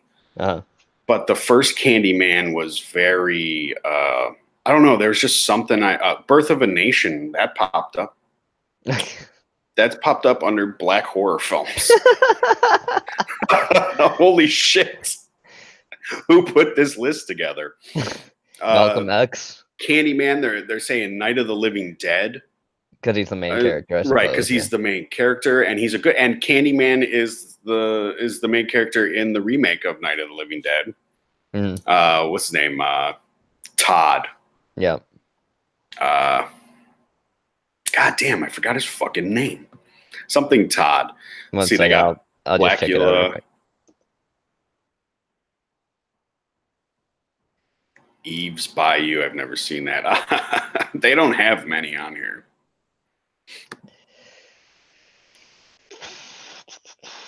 Oh, Tony Todd's the guy's name. Tony Todd. That's right. Thank you, Taco. Bones, 2001 with Snoop Dogg. Yeah, I've seen that movie. He's like a weird, it's like there's like a weird house or something that everybody stands around. He's like, does he kind of like haunt that house? And like Snoop Dogg. Oh, and you know what another one is? Tales from the Hood. Yep. Tales from the Hood is definitely I actually enjoy that movie. There's a really good one of the better stories. It's like an anthology. It's like Tales from the Crypt, but with black people. Yeah. And one of the better stories is where the like rich white guy, I don't know if he's president or not. He's definitely up in scale and power. And like these little like dolls like attack him and kill him. They're very weird looking. And there's a story in there that's about like some killer cop or something like that, I think. I haven't seen it in the wild. Of course there is, and something called Tales from the Hood. Right, exactly. But the twist in Tales from the Hood is that the character, because they come into like the funeral home, and they tell I can't remember the main character's name, but the funeral director is taking them from body to body, casket to casket, and telling them a story surrounded by one of those, right? Yeah. And the twist at the end of Tales from the Hood is that he's really the devil, and they're all already dead. And shocker, they died from gang violence. What a shocker! So he's basically just torturing them. Right. It's very much like Tales from the Crypt, right? Because they find out they're dead at the end, and that's really like, it's not necessarily the devil, but it's more like the Reaper. Yeah. Steve brings up Snoop Dogg, Hood of Horror. I actually used to own that movie, and there's actually there's a great death in that movie where a guy falls flat with a bottle, and the bottle goes right through his eye and out the back of his head, and all the blood is pouring out the bottle. I see that Hawks mentioning, by the way, that talking about a guy who is telling about people being dead is the one that it's what the fuck's the name of the full movie? I know it's got Peter Cushing in it, and I forgot the name of it. It's the one where he is death. It's the fucking doctor or whatever in the train car thing. I don't remember the name of it. Horror Express, or is it Horror Express? No, let me give it. Here, I'll find it again. I'll find the title. I have not seen Nailed. I have not seen Dead Heist. I can get this. Hawk says yes. Yes, it's Horror Express. Was it Horror Express? I don't remember. Let me see. I'll find it. I know which one it is. That's from Shadow Dead Riot. Steve's dropping some fucking... No, it's it's Dr. Terror's House of Horrors. Dr. Terror's House of Horrors. Yeah, where Peter Cushing plays the main guy who's got the fucking tarot cards. Right. It was part of their the Hammer's the anthology film. Yes, that's right. Hammer House, what are they called? I don't remember. They're very influential in British horror. Oh, it's Amicus Productions. Okay. And they basically did stuff with Peter Cushing and Christopher Lee when they're not working on their fucking Hammer films. Right, and doing like Dracula and stuff like that. Yeah, which are all Hammer films. Right. Peter Cushing always Van Helsing, Christopher Lee always Dracula. Yep. Taco brought up People Under the Stairs. That does have black. Who's the black guy in that, Taco? Is it Lawrence Fishburne? Oh God, is it Lawrence Fishburne? Lawrence Fishburne pops up in some movies you wouldn't expect him to pop up in sometimes. He does show up, and you're like, holy fuck. Well, let's see. People Under the Stairs. Let's see who's in it. It's a 1990 movie. Who is Do you remember what the character's name is? It should be the only black guy in there. That is Vig Rames. Irving Rames Rames. Vic Rames. Yep. Yes, Vic Rames. That's right. It is Vic Rames. He's basically Lawrence Fishburne, like light, like diet Lawrence Fishburne. And you can't get him. Oh, he was in Jacob's Ladder. Was he? Yep. We were just talking about that yesterday. Mm-hmm. Some of these movies I gotta rewatch. Oh yeah, right. He's the guy in Pulp Fiction. He's Marcel Wallace. Yeah, that's right.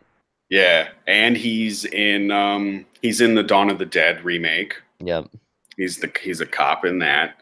Steve says Tyler Perry's Boo 2, a Medea Halloween. The thing about the Tyler Perry horror movies is they really aren't like. I don't know if they did it in the second one, but I know the first one was a disappointment because they had done all these parody posters and people thought it was going to be like that, and then it wasn't like that. Yeah. I would just call Tyler Perry a horror creator in general because everything I've ever seen of his is horrifying. Right. Now because there's a black person in it, does that make it a black horror movie? No. No, definitely not. I would say so because then you get things like Night of the Demons. I mean, there's a black woman in you were wrong. You were wrong, by the way. I was. People Under the Stairs has 2 black people in it. Bill Cobbs is also in it as well. What does he do? He is Grandpa Booker. That's weird. I didn't know. I always just remember Vic Rames in a van with a kid and another white guy, and they're like pulling heists and shit. Yeah. But yeah, Steve. All of Tyler Perry's movies are bad. Oh wait, also the main character is black. Wait, Bringing Out the Dead? Are you talking about Bringing Out the Dead, Taco? Yeah, I think he is. Bring Out the Dead probably is. Yeah, because that's because Vig's in that, and he is the main character in that. I believe. I think. I don't remember. I mean, so if the main character is black, do we say it's a black horror movie? I guess so, because it counts for Dawn of the Dead. I mean, Night of the Living Dead. So yeah, if the main character is Bringing Out the Dead with Nicolas Cage. What the fuck? Is that what you're talking about, Taco? Oh, it's People Under the Stairs. Stairs, sorry. Okay, yeah, okay. I don't remember that either, but all right. Attack the Block. That's actually a fun movie. Oh, Brandon Quinton Adams is black. Okay. Okay. I see what you're saying. Yeah, it's been a while since I've seen People Under the Stairs too. I need to go back and rewatch some of these movies. Just like you gotta look at that fucking Sherlock animated shit I showed you. Oh, I'll be watching that and that other animation. The Cobbler and the Princess. Yeah. Attack the Block. That's like a British sci-fi horror film with like black gangsters having to deal with like aliens attacking the block. Obviously. It sounds like Assault on Precinct. No, I didn't. Assault on Precinct 13. No, it sounds to me more like District 9. It's doesn't that happen because the guy gets like raped by an alien or something, or raped by an alien technology or something? I don't remember. In District 9, he finds an alien. He's like, "What is this?" And like he touches it, and it sprays him in the face. Oh, and then that starts to mutate his body into a prawn. Yeah, the fucking shrimp people from space. Yeah, right. That are like illegal aliens, like literally illegal aliens. Right, and people have like all these like, oh, it's about immigration and racism and stuff like that. But in the movie, they specifically show a lot of black people who don't want the fucking prawns there at all. Yep. Do they show a lot of Mexicans that don't want the prawns?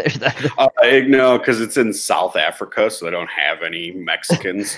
Oh, no, we could never have because South Africa's been doing so well. Vampire in Brooklyn. Good one. That's a good one. I forgot about that. Vampire in Brooklyn with Eddie Murphy.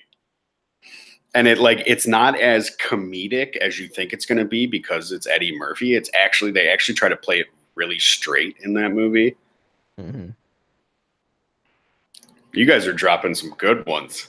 Yep, the chat is dropping some very good black horror movies. Black horror movies I forgot about. Yeah.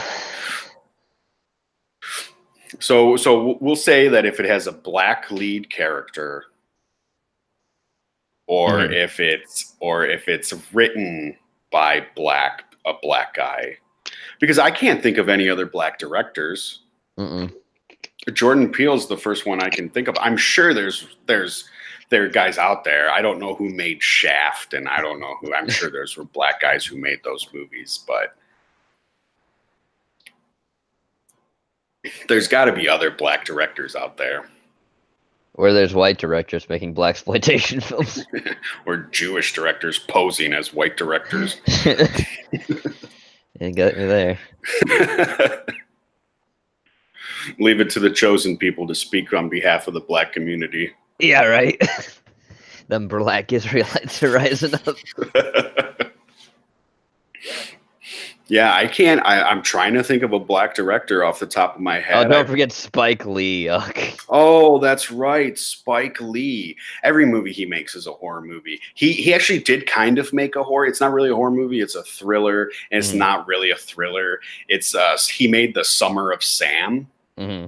And that movie is fucking awful, by the way. I recently watched that movie a couple months ago, and I was just laughing at how bad that movie was. Yeah. Yeah, he made like Chirac, and he made oh, you know, I was just thinking about this other movie. I don't remember what it is. I don't remember. It's like an underworld movie. It's another one with like a black vampire in it. That's a woman vampire. That's like dressed in this Egyptian clothing and shit. I don't remember. Oh, Queen of the Damned. Yeah, Queen of the Damned. Queen of the Damned. That's a good one because Aaliyah is the queen. That's right. That's right. And she's playing an Egyptian, even though she's black. Yeah, that's not what Egyptians look like. But okay. We was Kangs. We was Kangs. Queen of the Damned says so.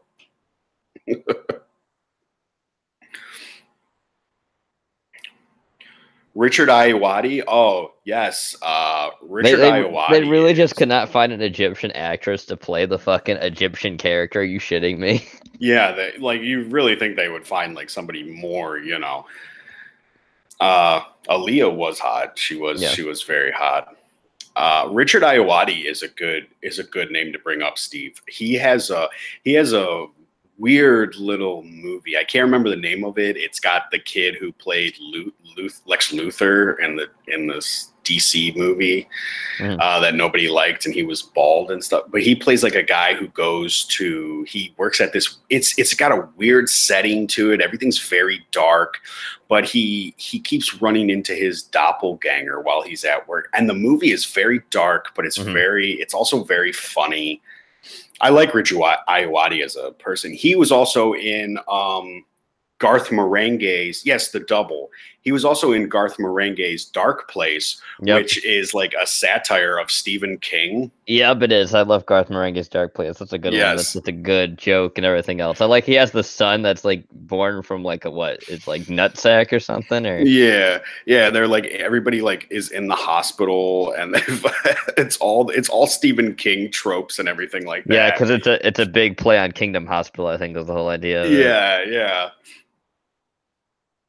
God, Stephen King's such a pretentious ass. Yeah, those Brits really know how to take the piss out of somebody. Yeah. They know how to take the piss out of themselves, too. Yeah, which is very important when you go through life. You can never take yourself too seriously. We've been seeing a lot of people taking themselves too seriously lately. Jesse Eisenberg. Yes, Jesse Eisenberg. Berg. Yeah, put them echoes out there. Yes, never take yourself too seriously.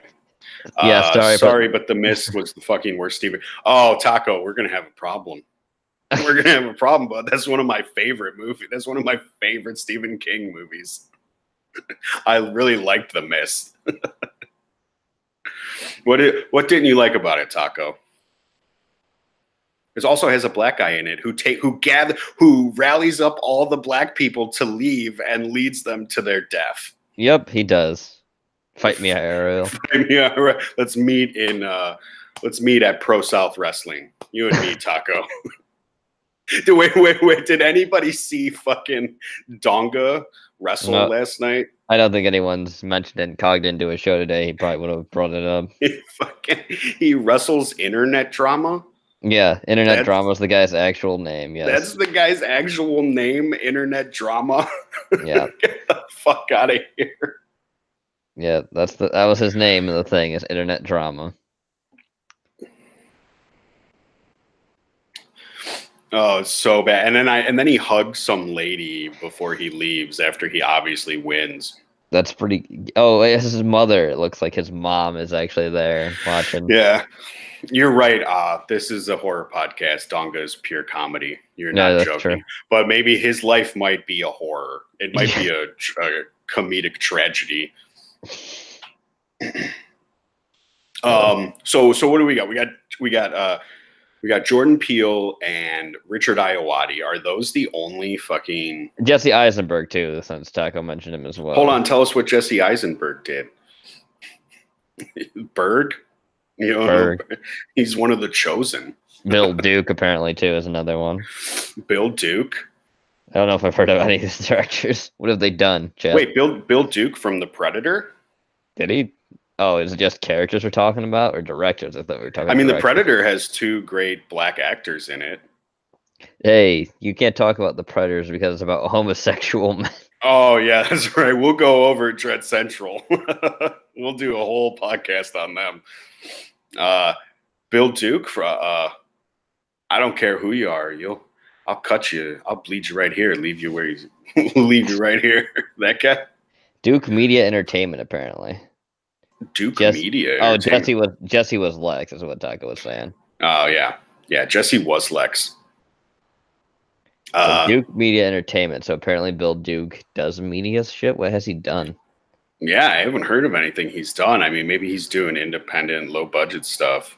Let me see. Sequel to The Predator, The Super Predators. The Super Predators. Wait. That's right. Because hold on. The sequel to Predator is what's his name is the main character in that movie. Yeah. The guy from Lethal Weapon. Let's see. Danny. I have no idea. Help us out, chat. It's the black cop from Lethal Weapon. Yeah, I don't remember. Danny Glover, that's his name. Danny Glover, yeah. That's his name. That's right. So I guess we could say Predator 2 is a black movie because not only that, but he has to hook up with the Haitian gangs to help take on the Predator. Yes. I forgot about that, yeah. And then at the end, the Predator, all the Predators show up and they toss him some old pistol as a reward or something like that. Also, the mist was 2 H.P. Lovecraft, is what Taco was saying. Oh, no, you don't like H.P. Lovecraft, Taco? Or maybe he's just saying because it's Stephen King, it shouldn't be like H.P. Lovecraft. That's a big thing, too. Jamaican versus the Colombians. Yeah, that did happen in the movie. Yeah. That's right. Dread Central had a whole... they had a whole article that the girl wrote in defense of Predator 2 while she was on her period.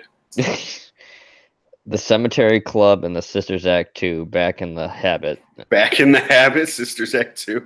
Will Duma Keys ever be made into a movie? Duma Key by Stephen King? I don't know. Probably. Did they make 13 Monkeys into a movie, or was that not Stephen King? I don't know if that was a Stephen. You talking about the one with Bruce Willis? I think so. I don't fucking remember. Or are you talking about Monkey Shine? Maybe Monkey Shine. I think that was a Romero movie. Once they remake all the ones that they can remake, they'll dive into some shit. They'll go to Stephen King. What do you got that's new? What do you got? Let me take you back to the 50s. Remade yet? Let me take you back to the time in the 50s when I touched a dead body. Oh. 12 Monkeys was not a Stephen King movie. Okay, I thought it was 13 Monkeys. Yeah, that's the one with Bruce Willis and Brad Pitt, and like there's like a whole thing about time travel, and everybody's dying from some kind of disease, and they got to go back in It's time. got disabled representation, you guys. Of course, it does. Everything Stephen King does is disabled representation. His brain is fucked up. Yeah. That's why all the disabled people in Stephen King movies have superpowers, because Stephen King is disabled. Yeah.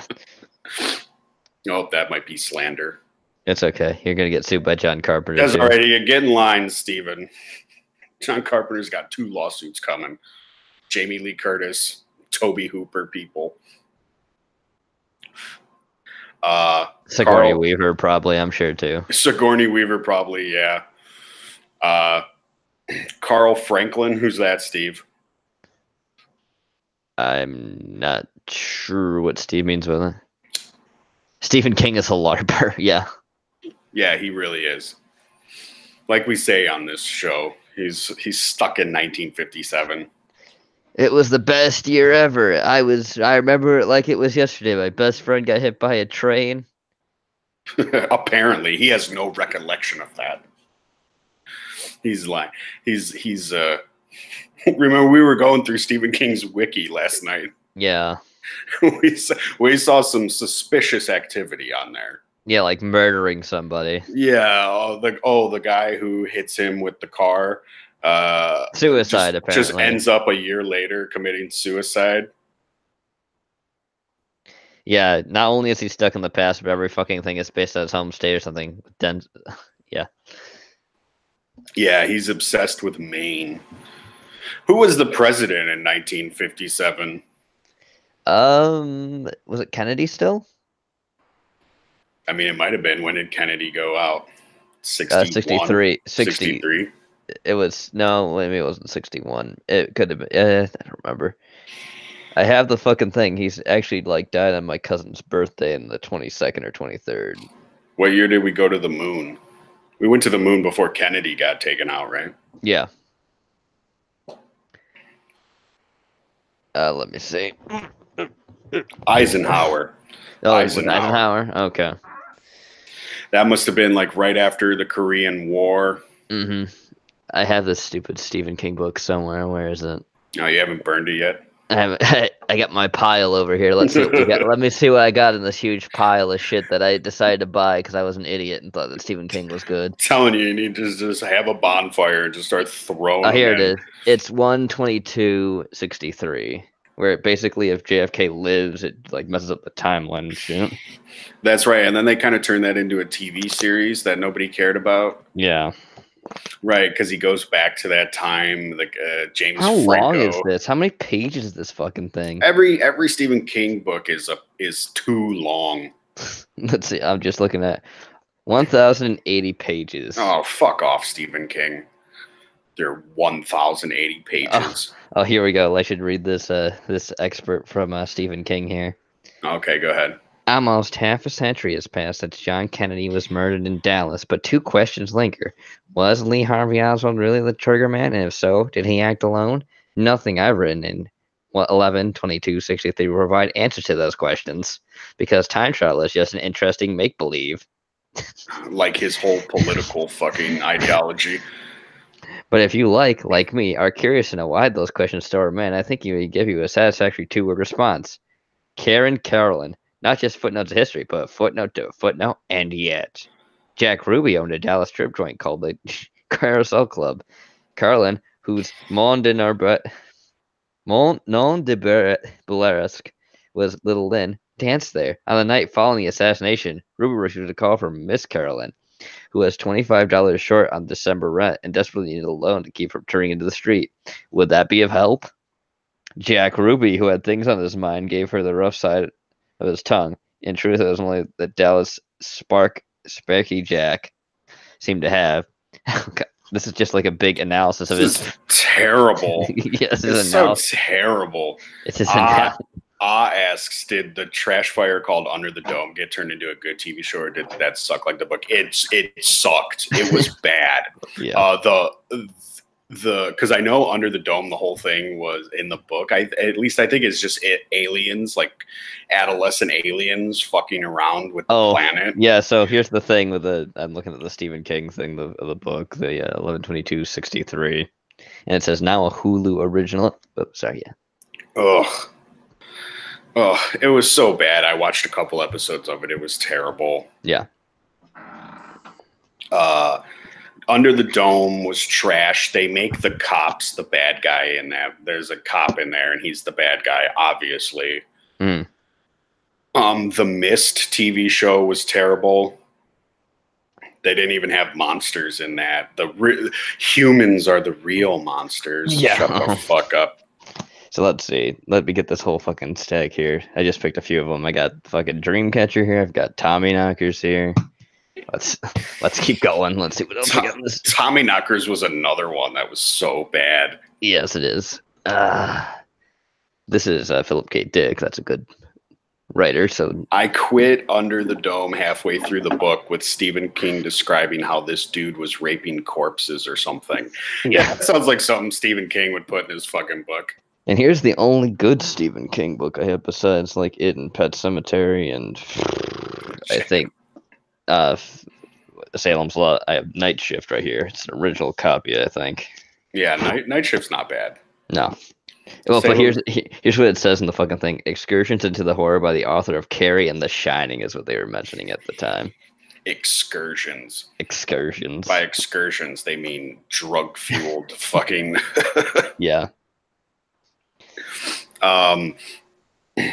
Taco, you didn't... Oh, yes. The Stand was good. Yes. I think we've talked about that before. We would like to see a remake of The Stand. Mm. With Bruce Campbell. Yep. As fucking Randall Flagg.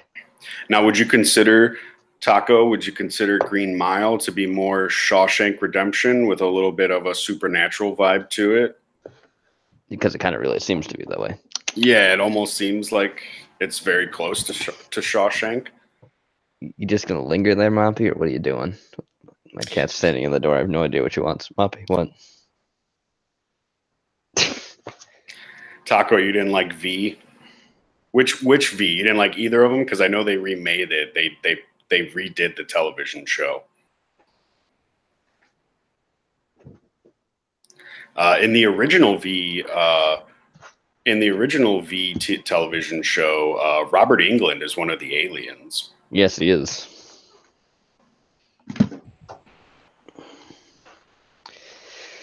So yeah, it's not as bad of a collection as I thought. It still needs to be burned. It needs to be sold for money.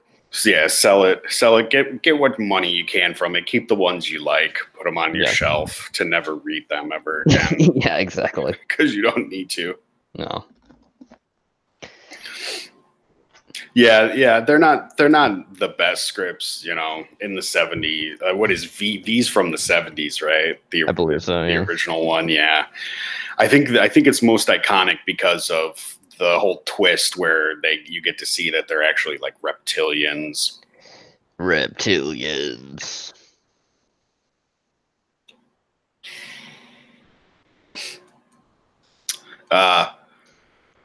So I'm gonna ask chat right now. Post your favorite horror movies, chat. Don't burn them, it will release the spirits from within. He licks his lips dry. Ugh, faggot, faggot, faggot as it burns. It's just screaming faggot. 1984. That's right. Yep. Is there good apocalyptic horror? I've read lots of indie stuff. Have my first print of John Dies at the End, but can't find anything like The Stand. I really like John Dies at the End. I've got the book. I've got the movie. I think they're both good, even though the author is a progressive douchebag. Yep. But I like John Dies at the End. That's by the same guy who did Bubba Hotep as well, I think. I believe it is. I can't remember, something Cardelli. Yeah, I actually have Bubba Hotep on my shelf. The guy, he also did the Phantasm movies. Yeah, it's Let's see, collector's edition. What's this say? Give me a second. Moving Favorite stuff. Mutako, Army of Darkness. That's a good pick. It Follows or Alien. I Uh, definitely like Alien. It Follows. I thought It Follows was not bad for an independent film. There was some definite creepy moments in that movie, like when they're in the house and that giant, massive guy comes through the door. it's really creepy. Let's see, who's the director of this thing?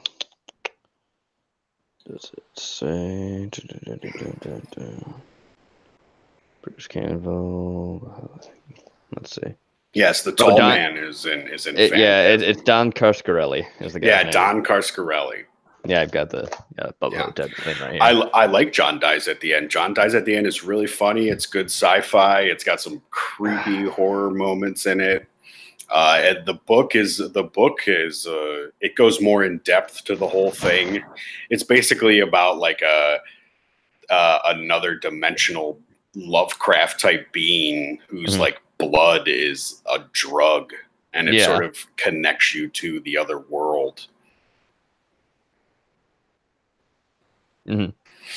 What about the scene in It Follows where they're driving and they just see that body standing on the house? That's fucking creepy. Or when she's in class and she sees that old lady walking towards her from outside. That really reminded me of Halloween, because Halloween's got that whole scene where she's in class and she looks outside and she sees Michael staring at her. Yeah. The whole scene is really just kind of the creepy factor and everything else. Yeah. How do you think these movies do you think like Get Out can compete with them? Some of these classics. I don't know if it can. I mean, it's good for what it's doing now, politic-wise and everything else, and making fun of certain aspects. But I don't know if it will stand up to the test of time of everything else. And but the funny thing is, the ones that tried to be more political and do everything else that didn't really, they got the opposite reaction of what they wanted. Right, exactly. And I like you said, we'll see through the test of time how Get Out does. How Get Out does. Right now in this time, it's good. Jordan Peele might flounder out. Us might be terrible, and he might just make terrible things after that, whether people admit it or not.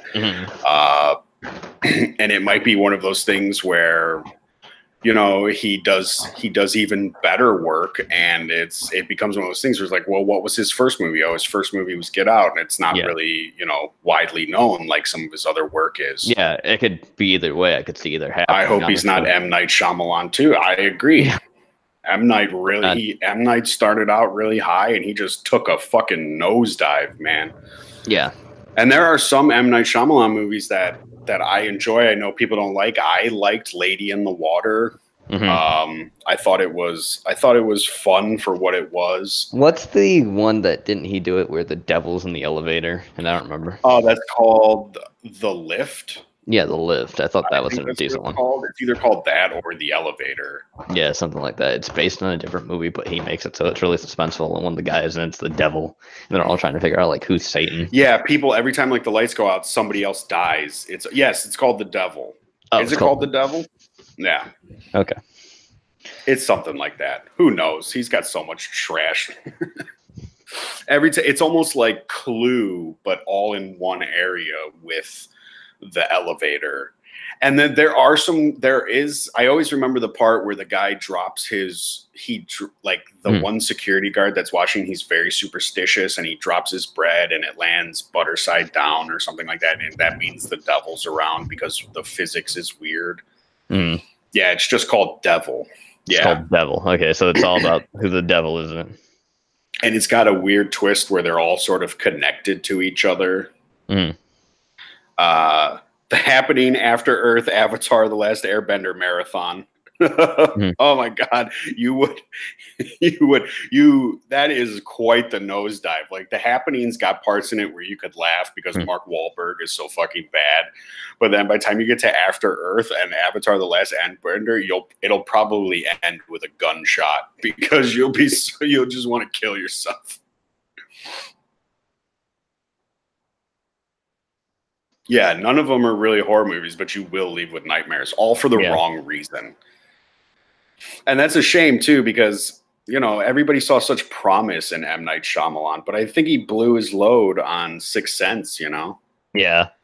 That was really he started with the best one. He could have started with like Signs Yeah. Because or Signs or The Village or right. The Village was really, I was all down for The Village until it came out that the monsters were fake. Mhm.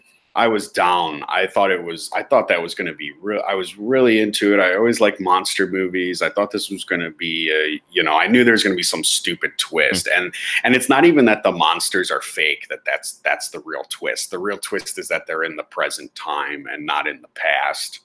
Mhm. M. Night. And then he recently did a found footage movie, The Visit. Mhm. That's what it's called.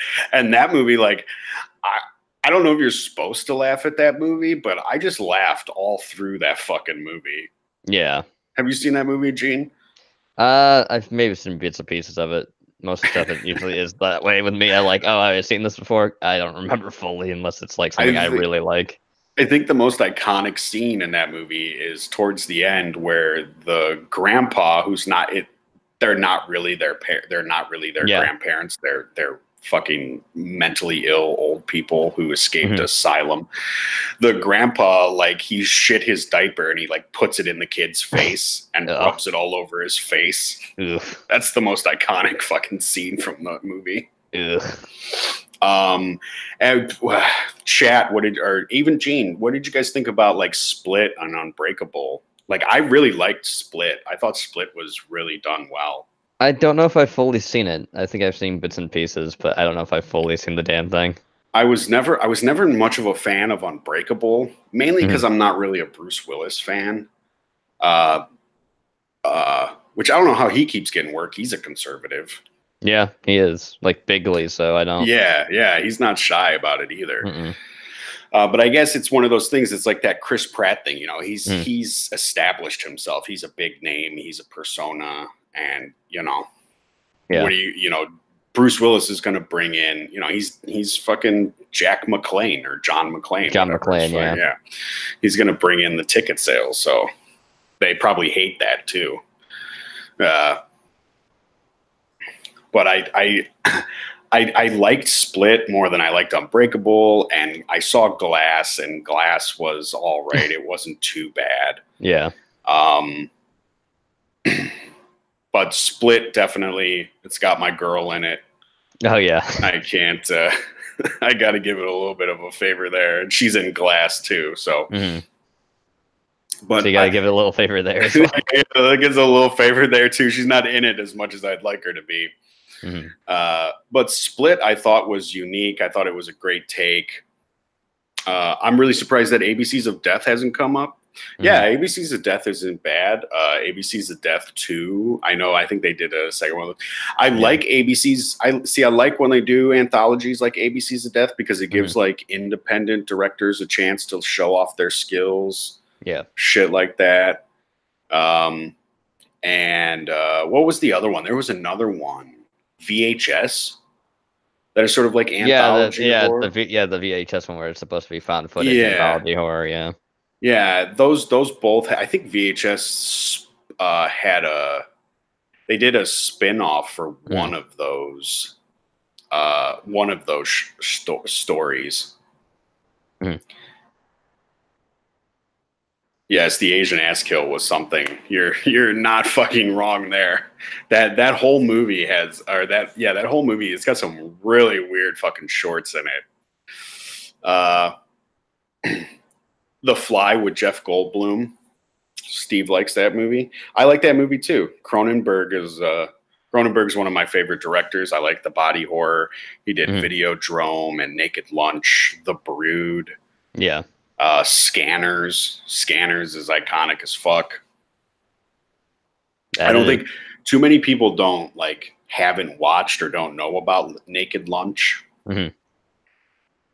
but I really like that movie. I like how surreal that movie is. It really has like a David Lynch vibe to it. Mhm. It does. It has a very like surreal and just out there kind of vibe to it. Just gonna throw out some of my recent faves: The Babysitter, The Guest, The Invitation, The Endless Creep. One of two. Hmm. I think I've seen The Babysitter. I've seen The Guest. I've seen The Invitation. I don't think I've seen The Endless. I've seen Creep. Didn't they make a sequel to Creep too? Creep's like that found footage where that guy goes. I think so, yeah. Yeah, he goes to that guy's house to film him, and he's like got that weird werewolf persona, and then it's very awkward from the start, and then just gets increasingly weirder and weirder till the end of it. Yeah. Naked Lunch, bugs, ass fucking dudes. Yeah, you're not fucking wrong Yeah. there. Naked Lunch. Maybe that's why. What's his name?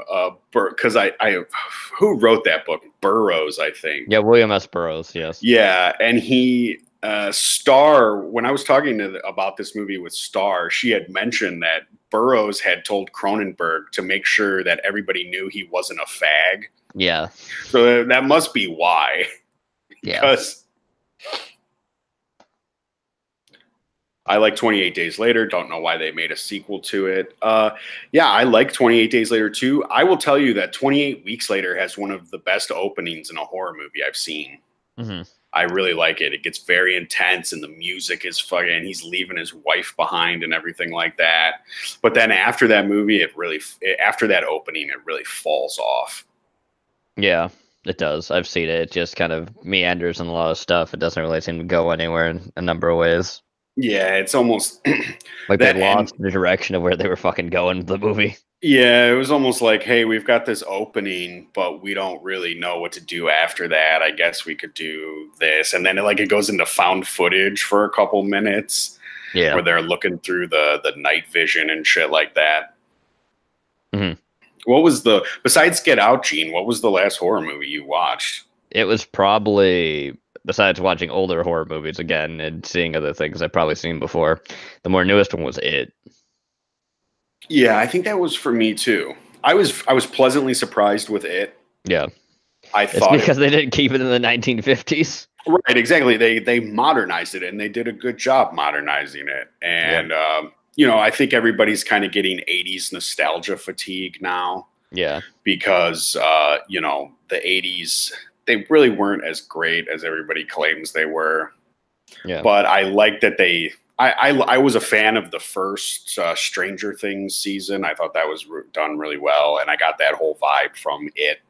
Yeah, I mean, the whole thing with that is that they were supposed to be the creators of Stranger Things really love Stephen King. Yeah, there's a lot of that going on in there. They've even got the Stephen King book font and shit like that. The second season for Stranger Things was not that good. I did not like it. They had to throw their diversity quotas in there and do shit that didn't make any sense. Yep. I hope they don't fuck up part 2 of It. I hope they don't either. There's definitely the guy from Split, James McAvoy, is going to be in that movie, and he's a good actor. I like him. Yeah. He really showed off his skill in Split. Yeah. But I really hope they don't fuck up because now it's going to be in the modern time, right? And what are we going to do? Are we going to hear about, is Donald Trump going to be fucking Randall Flagg? Like what's going to go on here, And is the black guy going to be? I have to say that really sucked badly for the Dark Tower series with how much they sucked at making, anything good in that movie with how bad it got bombed and how many people were saying this is shit, this is awful. Yeah, well, it's because they did the race reversal on it. Yeah, they swapped the race. Like, Idris Elba is a great actor, and I like Matthew McConaughey, who's also a conservative. Yeah, but the whole point. Wait, Matthew plays Flag, doesn't he? He plays Flag, yeah, but Idris Elba is the I gunslinger. was just gonna say that's too funny that he plays Flag and thinking of Stephen King's philosophy. Oh, right, exactly. You know they did that shit on purpose because they knew they couldn't get away. You couldn't take like the gunslinger. You couldn't take that and make it today because people would have fucking rioted. Yeah. Because the thing is the gunslinger is white and everybody hates him in the book because he's white. Yep. And all the black people yell. And doesn't he travel around with like a lady who has another personality that's black and hates him too? Yeah. Yeah, she has really weird personalities and everything else. Yeah. Taco, wait, the gunslinger was never said to be white. Are you sure? Because they attack him in the book for being white? Like they don't like him, right? Well, they attack him in the first book because everyone's under Flag's control during that time. Right. Okay. He's basically brainwashed people by making them eat grass and crazy, like, weird shit they shouldn't be eating. Right. Okay. Yeah, it's never fully mentioned that the gunslinger's white. I think he's supposed to be, like, just a holy He's supposed to be dude. Clint Eastwood, isn't he? Yeah, pretty much. Yeah.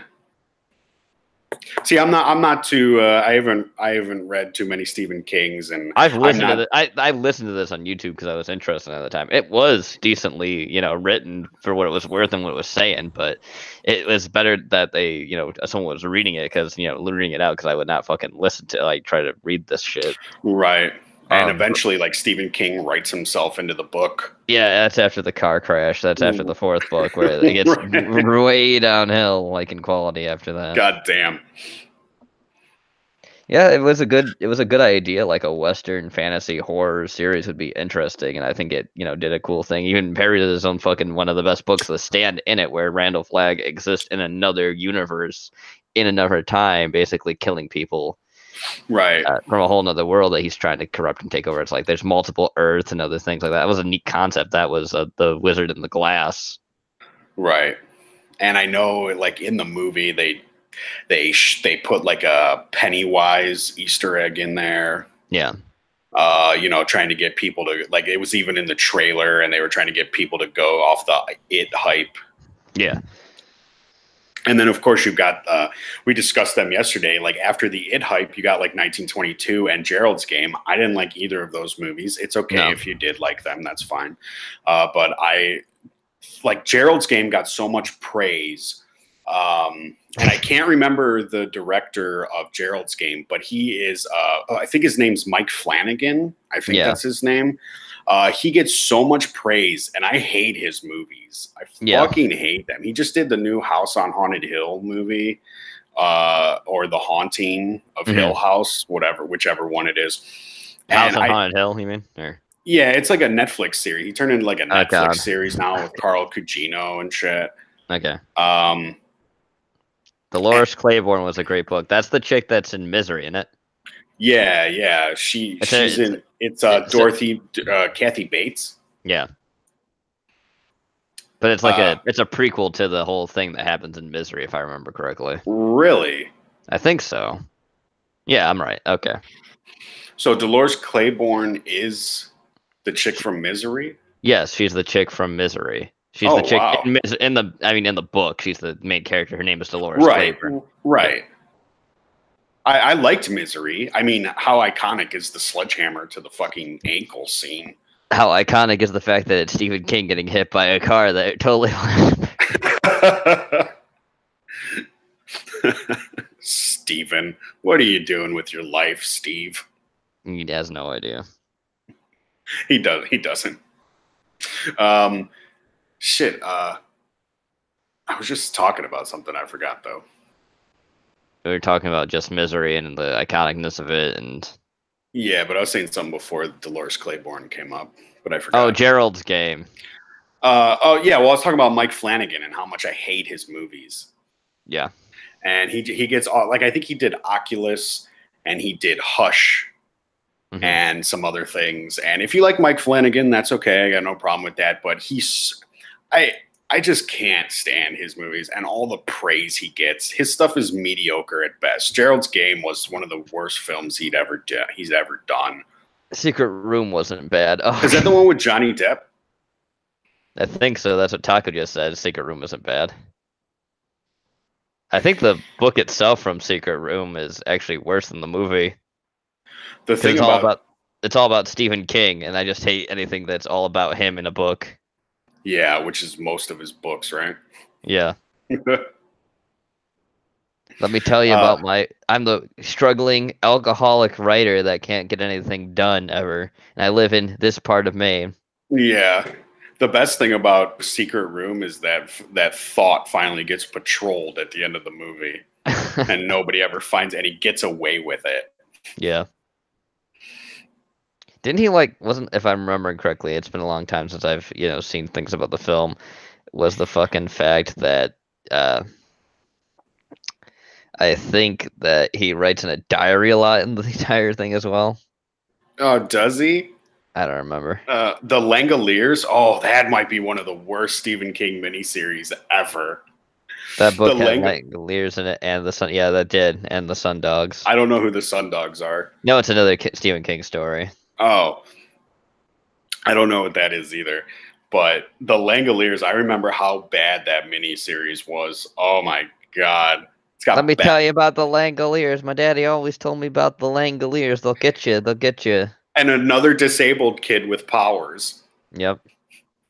Fucking Christ, the CGI was so awful, Yep. and they're just balls that eat time. It's fucking ridiculous. These are good ideas on paper, but then he squanders them with his own bullshit. So how's the fact these people go to another dimension where time doesn't exist and everyone else dies or something else? They like fucking turn inside out and shit.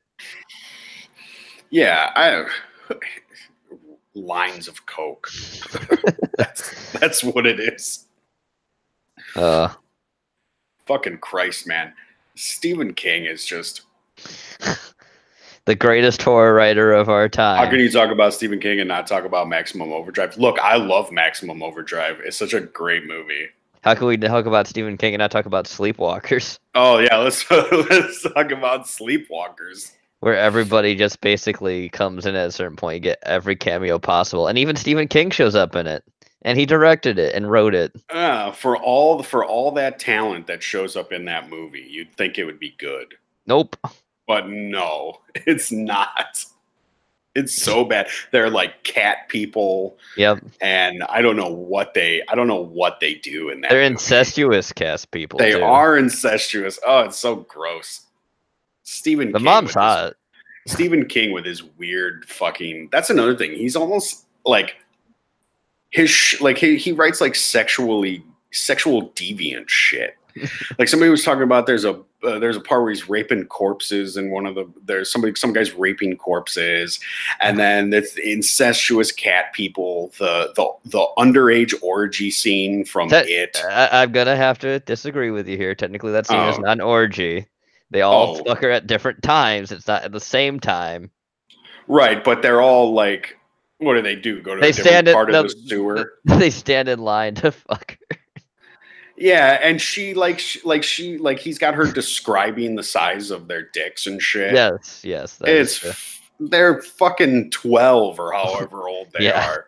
Yep. In Sundogs, it's about a boy that gets raped by a wolf in the bushes.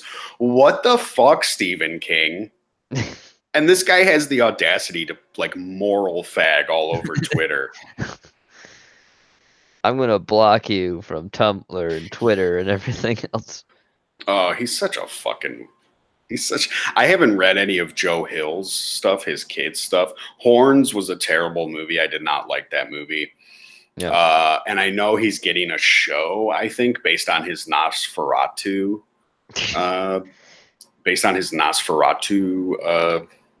Series, yeah. Yeah.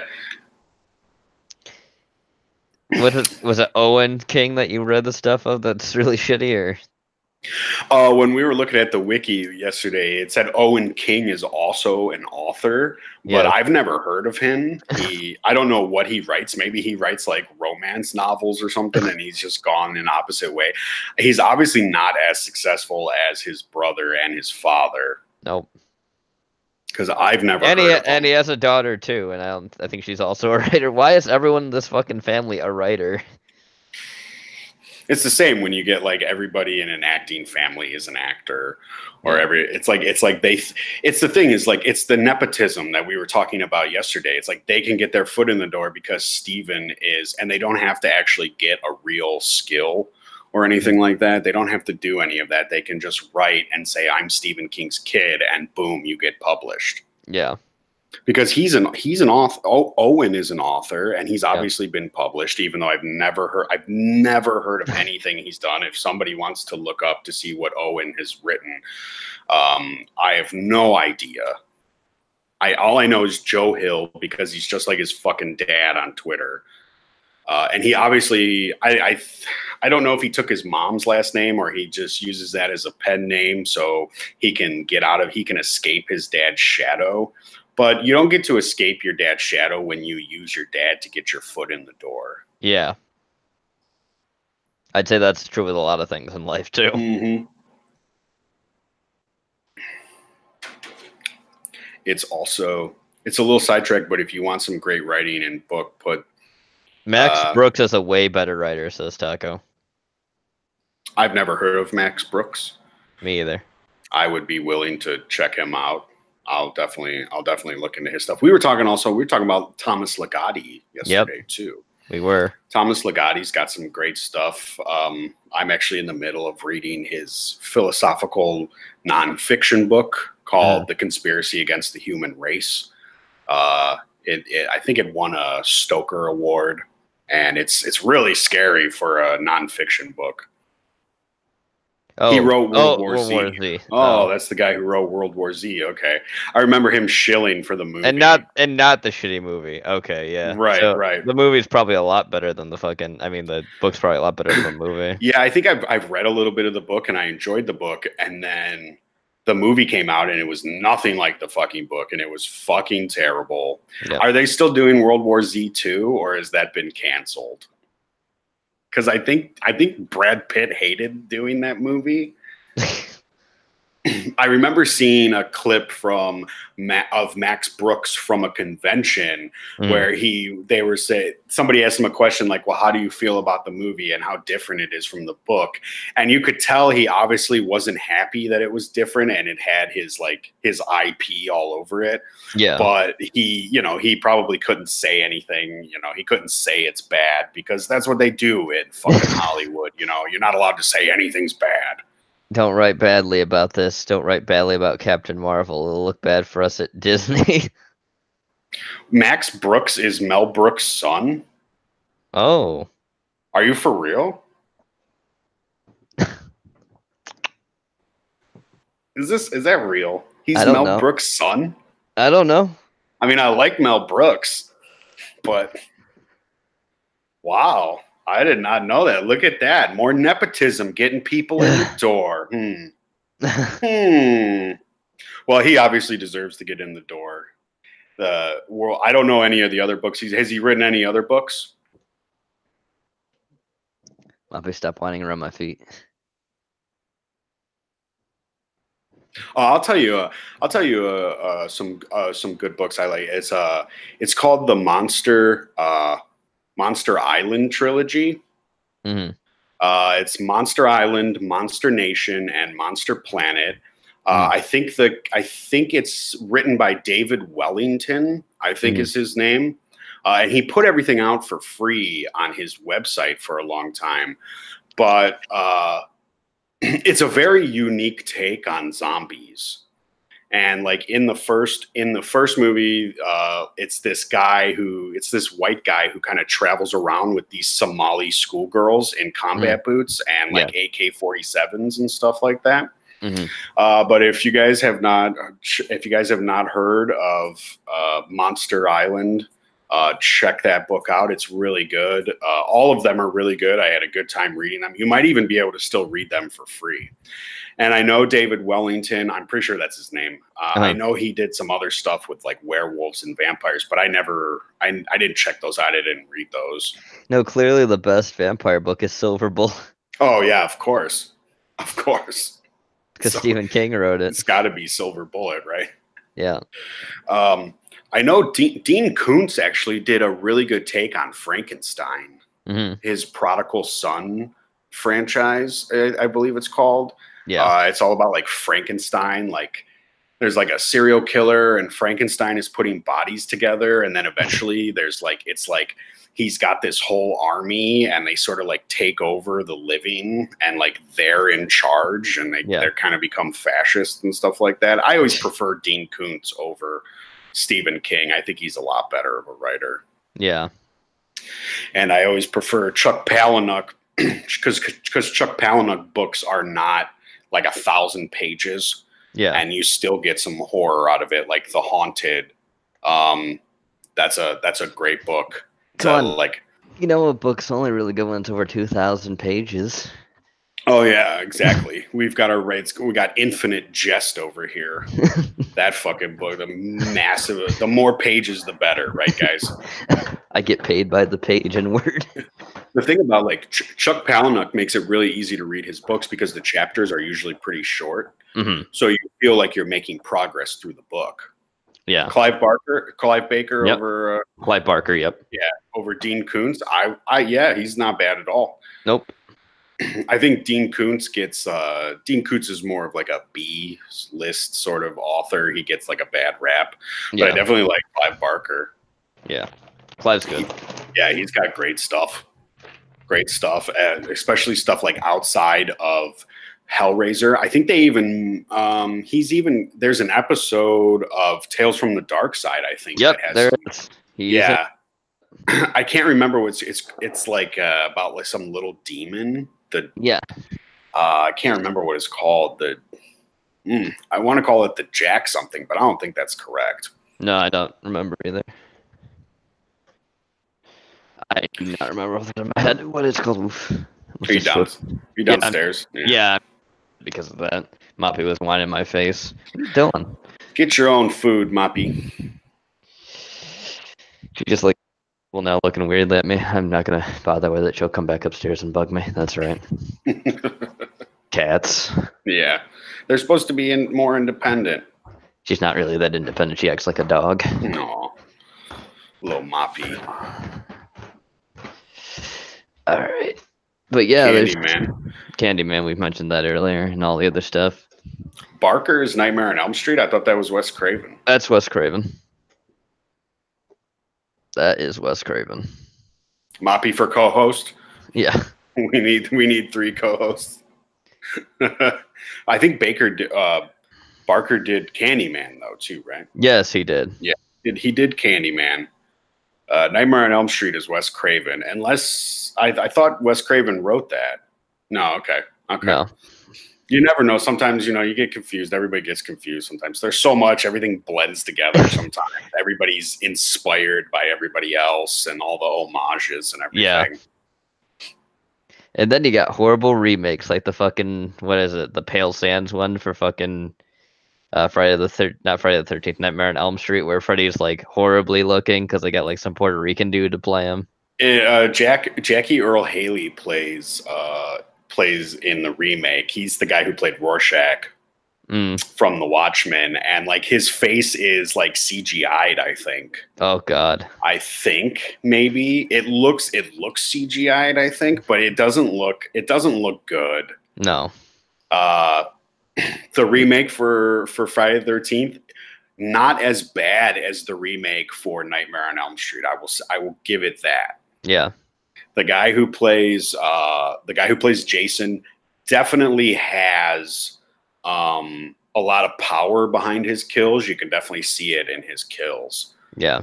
But it's not the best, it's definitely not, you definitely don't want to see. And now I hear like LeBron James wants to do what? LeBron James wants to hook up with the writer for Friday the 13th, not Cunningham, the other guy. Oh God. Isn't there like a lawsuit going on between them? Yeah, there's a lawsuit. It's been going on for a lot of stuff with Friday the 13th as a franchise. That's why there's been no movies. Right. Which, must be killing Hollywood thinking, oh, this license, we can't do anything because these guys are in a fucking thing. We want these Friday the 13th movies out, but nope. Yeah, I mean, Sean S. Cunningham, he doesn't even really like Jason Voorhees. Like, he doesn't like the hockey mask and stuff like that. And it, like, when I watched when I watched the documentary about Friday the 13th, like Yeah. it was clear that Cunningham was kind of a douchebag and really didn't give a shit about horror fans or anything like that. Well, I'm sure glad he's gonna be in Search of Darkness. Oh yeah, I'm sure glad he's going to be in there. You know, that is going to be such a terrible documentary. If you guys haven't, I'm sure if you guys subscribe to at least a couple different review channels, you've Or seen the horror channel, trailers. yeah. Yeah, you've seen the trailers for In Search of Darkness. I was suckered in, chat. Yeah, Suckered in and gave my money away Gene for this gave his documentary. money. Joe Gene. Because I love this. I love the idea of a horror documentary. Then I realized one thing: it was made by British people. I'm like, okay, well, maybe they won't be horrible cucks about it. Then I see the final trailer, and it's all political bullshit. I'm like, oh, this is gonna fucking suck. Yeah, it's so they suckered in, they got the money, and now they're using your money to push their agenda. Oh, and don't forget the fact they're basically using 2 donation things to still film their project, which one was Kickstarter and the other's Indiegogo. Yeah, that's a little That's a little suspicious. a little suspicious, a little shady, I think. Yeah, that's why I worry about it. Moppy, don't go in my closet. So I'll just be happy to see the segments with Joe Bob, Joe Dante, Jeffrey Combs, Larry Cohen's in it. Yeah, I'll be happy to see Larry Cohen. He like, I really like The Stuff. That's a great movie. He looked like Donald Trump when he was in that too. Yeah, he did look like Donald. Because right in the trailer they show Reagan and Donald Trump. Yep, saying the politics of the time. Yeah. Yeah. Oh, shut the fuck up. And it's video from when Donald Trump was on Oprah. Yep. And he was saying basically the same thing he's saying now. Mm-hmm. And he was a Democrat at the time, and Oprah was basically praising him. Yeah. But now they want to come out and pretend he's this and he's that and all this bullshit. Yeah. Oi, lads. What is this for? World War Comp. Did anyone mention anything by Alfred Hitchcock? Yeah, I like Alfred Hitchcock. It's the complete edition, the movie tie-in edition, an oral history of the zombie war. Oh, so my God. Book. That's the book, I guess. If you really want to, I'm telling you, if you really want the whatchamacallit is best for that. The Island trilogy, Monster Island trilogy. It's the best. It does it very well. You done freaking out there, Moppy? You're all over best horror documentary. What We Do in the Shadows, dude. What We Do in the Shadows is such a good film. That's a great. That's an audio book. Okay. What We Do in the Shadows is so fun. Yeah. I love that movie. I think they're making a TV series of it. They originally made a TV show based around the cops from that movie that have to go and deal with like different supernatural paranormal things, I believe. I never watched it, but I heard people, they didn't want that. They wanted Oh wait, I think I know what you're talking about. It's the RIPD thing, right? Yeah. Oh, R.I.P.D. was that was a movie with Jeff Bridges and Ryan Reynolds, I think, and they're like dead cops. Yeah. This is called something, a Paranormal Cops, I think it's called. No, I think that was a reality TV show. It's called something like that. We're going to get Bigfoot this time. He's got 3 WDs. But I know people, they wanted the What We Do in the Shadows. They wanted the movie, but as a TV series, and I hear that's coming now. I see. But yeah, Steve, I like Alfred Hitchcock. Psycho is good. Birds is good. Birds is good. Rope is probably my favorite Hitchcock film. It's very tense. It's a good thriller. Vertigo's a good one too. Yeah, Vertigo's not bad. Shit, there's another one I feel like we're missing too. That's I said Birds. You mean the one where he's basically looking the peep one? Like the voyeur thing? Yeah, what was that called? 1 second. I'll find it. I know the chat will probably get me for it.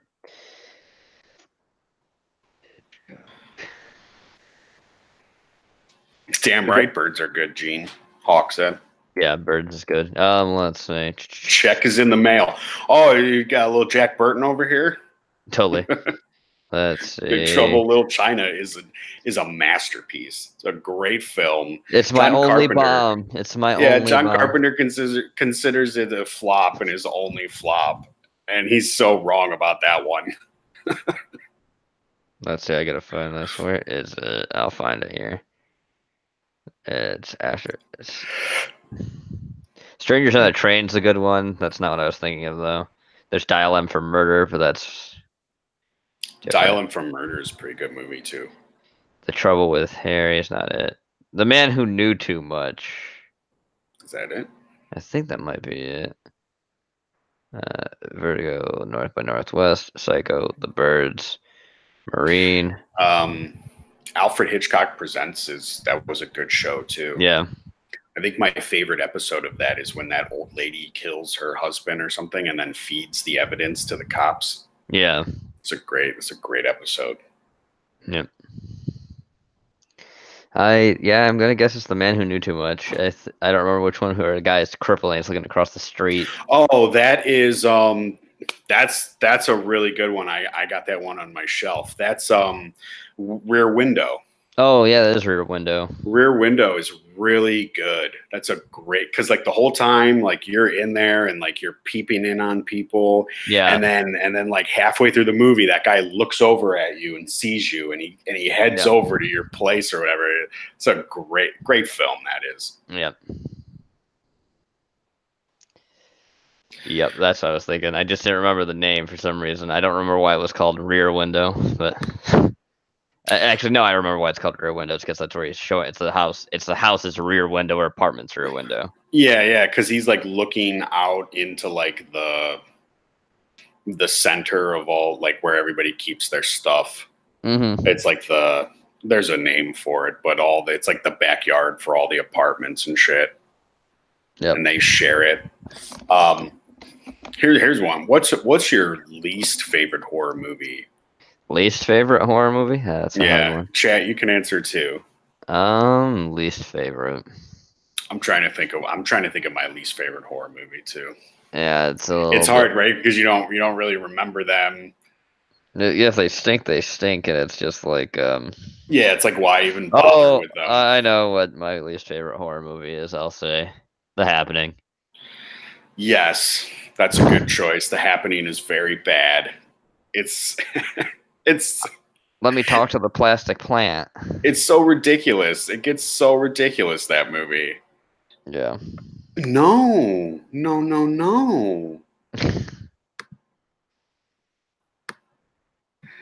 Shutter Island. Yeah, Shutter Island's kind of shit. I would say like most everything with Mark Ruffalo in it is shit though, because he's a fucking retard, that dude. Shutter Island, I'd say, is more a suspense film though. Yeah, I mean it's got its horror aspects to it, or its horror thriller aspects to it. Definitely. I guess you could say that the remake of Rear Window wasn't that great because that's Disturbia. Oh yeah, I remember Disturbia. Where the kid or was that? Were you talking about the movie with Shia LaBeouf? Yes, but that's based on the Rear Window. Yeah. That's a bad movie. Most things with Shia LaBeouf are bad, I guess. What do you mean? Transformers is obviously a masterpiece of our time. Look, I have a friend of mine who I've talked to you about, Mr. Progressive Video Game Man, and he thinks Transformers is the best franchise ever.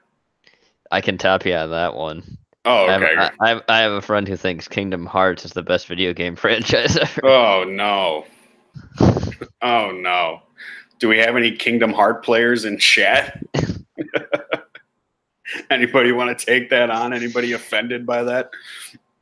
I don't think so. I've never played Kingdom Heart, but I didn't want to play. Who wants to fucking role play as Donald Duck and Goofy? I don't understand that. Your son sounds like a special Stephen King character. Yeah, he is. I think both of our friends sound like that. Yeah. Who the fuck wants to role play as Donald Duck? People that make horrible sex films. Oh, so bad. Did your friend make a horrible sex film? No. Okay. was about to say we're about to start talking about horror porn. Oh God, no. That's the Simpsons horror. That's the Simpsons porn.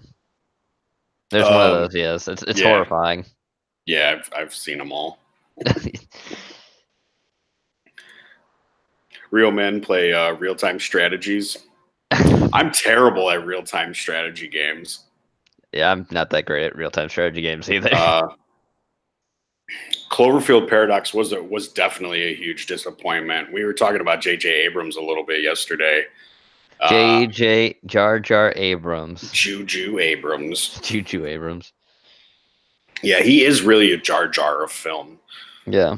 Um, But my friends tell me how good he is for the fucking Star Wars reboots. no, fuck off with Star Wars. I hate that franchise. I don't even like the original Star Wars. Like, I understand why people got it. It's a big thing. I understand why people get into it, but I have just never been into Star Wars. To be fair, a lot of people say this too. Star Wars itself is the very basics of nerd culture anyways. It's like the bottom tier of nerd culture. It's the basic beginner level shit. Yeah, that's definitely true. Even the Trekkies are above that. Yeah. JJ's got lens flare and everything. Lens flare, nice fucking third angles. You're right about Cloverfield Paradox being a huge disappointment. It was fucking terrible. It was obviously just thrown together at the last minute. It should have just been its own film, but JJ's got to come in and put his stamp on it for some fucking reason. My stamp, my signature. Like, I didn't have a problem with the first Cloverfield movie. I liked that, and everybody wanted a sequel, and we never got our sequel. I really like 10 Cloverfield Lane. I think that's a great thing. I think the best thing about the Cloverfield franchise, I guess if you want to call it, is the ARG game that happens behind the scenes with it and everything like that. Mm-hmm. But for the most part, I mean, it's really gone downhill. It's taken like an M. Night Shyamalan sort of dive. There are people who like praise Paradox or say it wasn't that bad, and I'm like, are we watching the same film? Because it was fucking horrible. Maybe these people really love Paranormal Activity. Oh, those fucking movies. Paranormal Activity. It's the scariest thing I've seen in theaters. Are these people all Esau? Are they afraid of spooky ghost footage online where it's not real and it's obvious it's not real? And you can't even like see the ghosts really. Like, you don't even get to see ghosts until like 3, I think. And like the fact that there's like 5 or 6 of those movies. My least favorite has to be I Know What You Did Last Summer. Yeah, I Know What You Did Last Summer was basically like a Scream, a ripoff. Yeah, it was based on like that old fucking folktale of someone hitting somebody with your car and not telling anybody about it. Or those ones like the urban legends shit. Yeah, the Hook Man and shit like that. There was a movie called Urban Legends. That was bad too. Those all came out around like after Scream and stuff like that. There is a Dread Central article about how I Know What You Did Last Summer is basically everything is like Reagan's fault. Of course it is. Of course, because Anya Stanley can't shut the fuck up about Ronald Reagan. Yeah. Even though she's not even old enough to have lived under him. No. So she doesn't even know what the fuck she's talking about. You know what's even worse than I Know What You Did Last Summer? I Know What You Did Last Summer 2. I still know what you did last summer. Right. Jack Black with dreads. Jack Black with dreadlocks talking like a Rastafarian. God. That's in that movie. And Isn't that fucking awful. Excuse me, Mr. Jack Black? I think that's cultural appropriation. You better check your privilege. You better check your privilege, Mr. Black. Yeah, Jack Black. He says he's got a line and he's got some lines in there too that are very I don't know. I think he's smoking weed, probably, right? He's got to because he's a white Jamaican. Okay, so here's in chat, by the way. I think we got Endless, Apostle, and A Quiet Place the same year we got the Cloverfield Paradox. Annihilation was even the same week. Out of all those ones you just mentioned, Apostle was my favorite. I think I brought that one up yesterday. Apostle I thought was a really good film. It's got an H.P. Lovecraft Innsmouth vibe to it. Mm-hmm. There was That that they have made a few Innsmouth movies. I've seen some by like Stuart Gordon and everything else. Yeah, Dragoon. no, Dagon they called it actually. Dagon, that's right. That's right. Yeah, Stuart Gordon kind of captures the essence while also making it kind of like weirdly sexual at the same time. Yeah, he does a lot of Lovecraft type films. Yeah, His where it doesn't really get the basis of the story, it gets the feel of it. You know what I mean? right. But He it did he did the Masters of Horror one where they basically yeah, were the playing Witch to House. yeah, where they replaced Frank Elwood with Franny Elwood, so Right. so there's sexual tension between the fucking main characters, and there's the whole thing that her baby gets kidnapped and sacrificed at the end too, because she's like a fucking single mother as well. Yeah, and there's that weird little like rat dude in there. Brown Jerkin, yes. Yeah. It's very, very odd. Yeah, that's because in the original story, it's actually my favorite Lovecraft story, believe it or not. I love The Witch Oh, House okay. because it has this whole vibe where it starts off that the character Robert Gilman is basically suffering from a fever, Hmm. and he's been having really weird dreams in this part of the house, and then you find out all this other shit about it of like how the house is, inhabited originally by a witch and all this other shit, and Right. how it's haunted because I am Mason, all this other shit. He keeps having the dreams, starts reading. He's been doing stuff of quantum physics at Arkham College. Right. So it's the quantum physics missing with all this other stuff. He's been reading the fucking like hidden books of the Necronomicon and all this other shit too. So it's like all these theories are like coming together and how he's in this place. It's like all this shit's just like coming down on him. Hmm. And then doesn't help with the fever and everything else. And he just starts like seeing Nyarlathotep at a certain point too, and all this other shit. Yeah.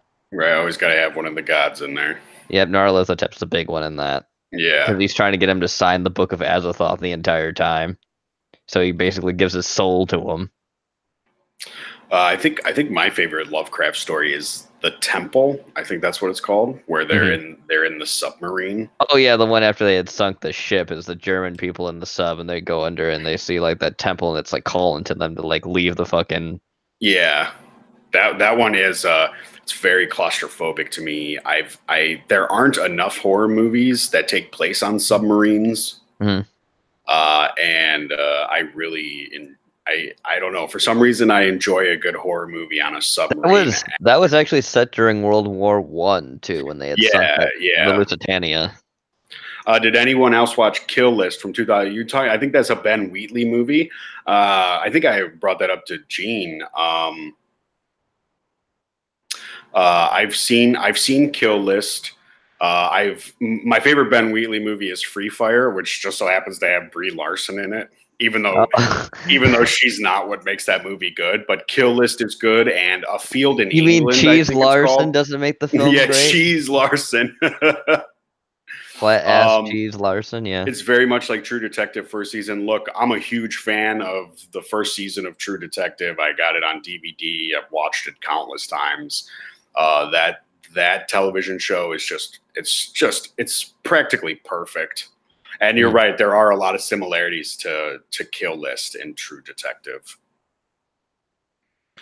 Mandy was a 2018 was a great year for horror. Mandy was good too. I was not a fan of Mandy myself, but I could definitely see there were parts in it that I liked. But overall, I wasn't too much of a fan. I watched it and I was like, okay, I see.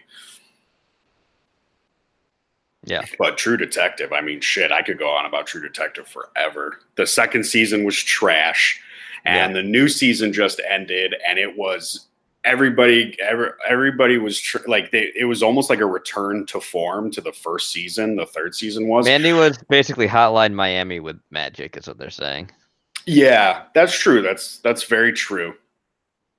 But the third season of True Detective, like, it looked like it was going to be a return to form for the first season after the flop that was the second season, and then it just kind of petered out, and the end is really stupid, and now nobody talks about it. Nobody really gives a shit about it. It doesn't have that lasting effect like the first season has. Yeah.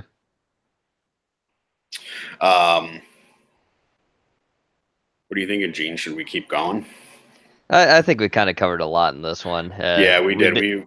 And we basically got what we wanted to talk about, so we were kind of just rambling on for a little bit more time. But I think we should probably end it for this time a little shorter now. Yeah. All right, guys. Thanks for coming out. Appreciate everybody showing up. Me and Gene will definitely be doing more of these. Yeah, definitely. I don't know. We'll probably do something Monday. We'll see what we want to do. Yeah, Monday night will probably be a good time to do that.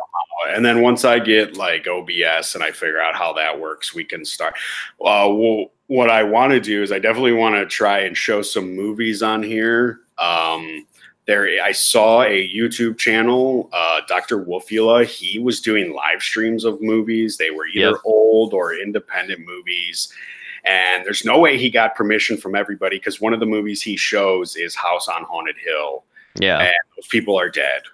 All those people are dead, yeah. So I'm gonna try and do some of that. So we might be watching some horror movies at some point.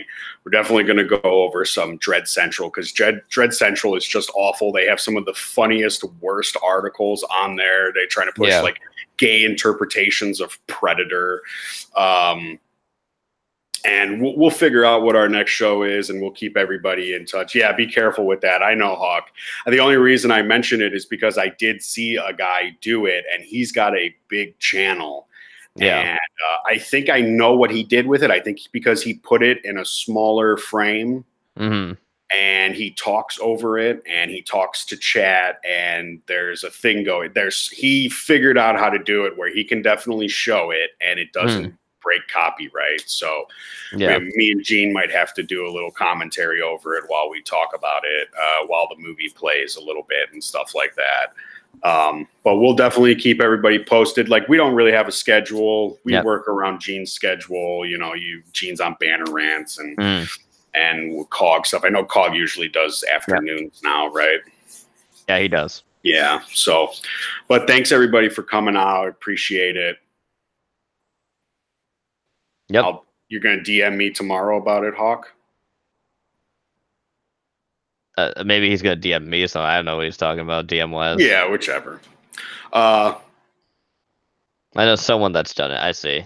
Okay. Yeah. Okay. Yeah. Let me know, man. Any tips that help? We definitely want to do. We're definitely trying to do some things on here. So, but I appreciate everybody coming out. Thank you very much. Yeah. Bye, guys. Take care. Peace.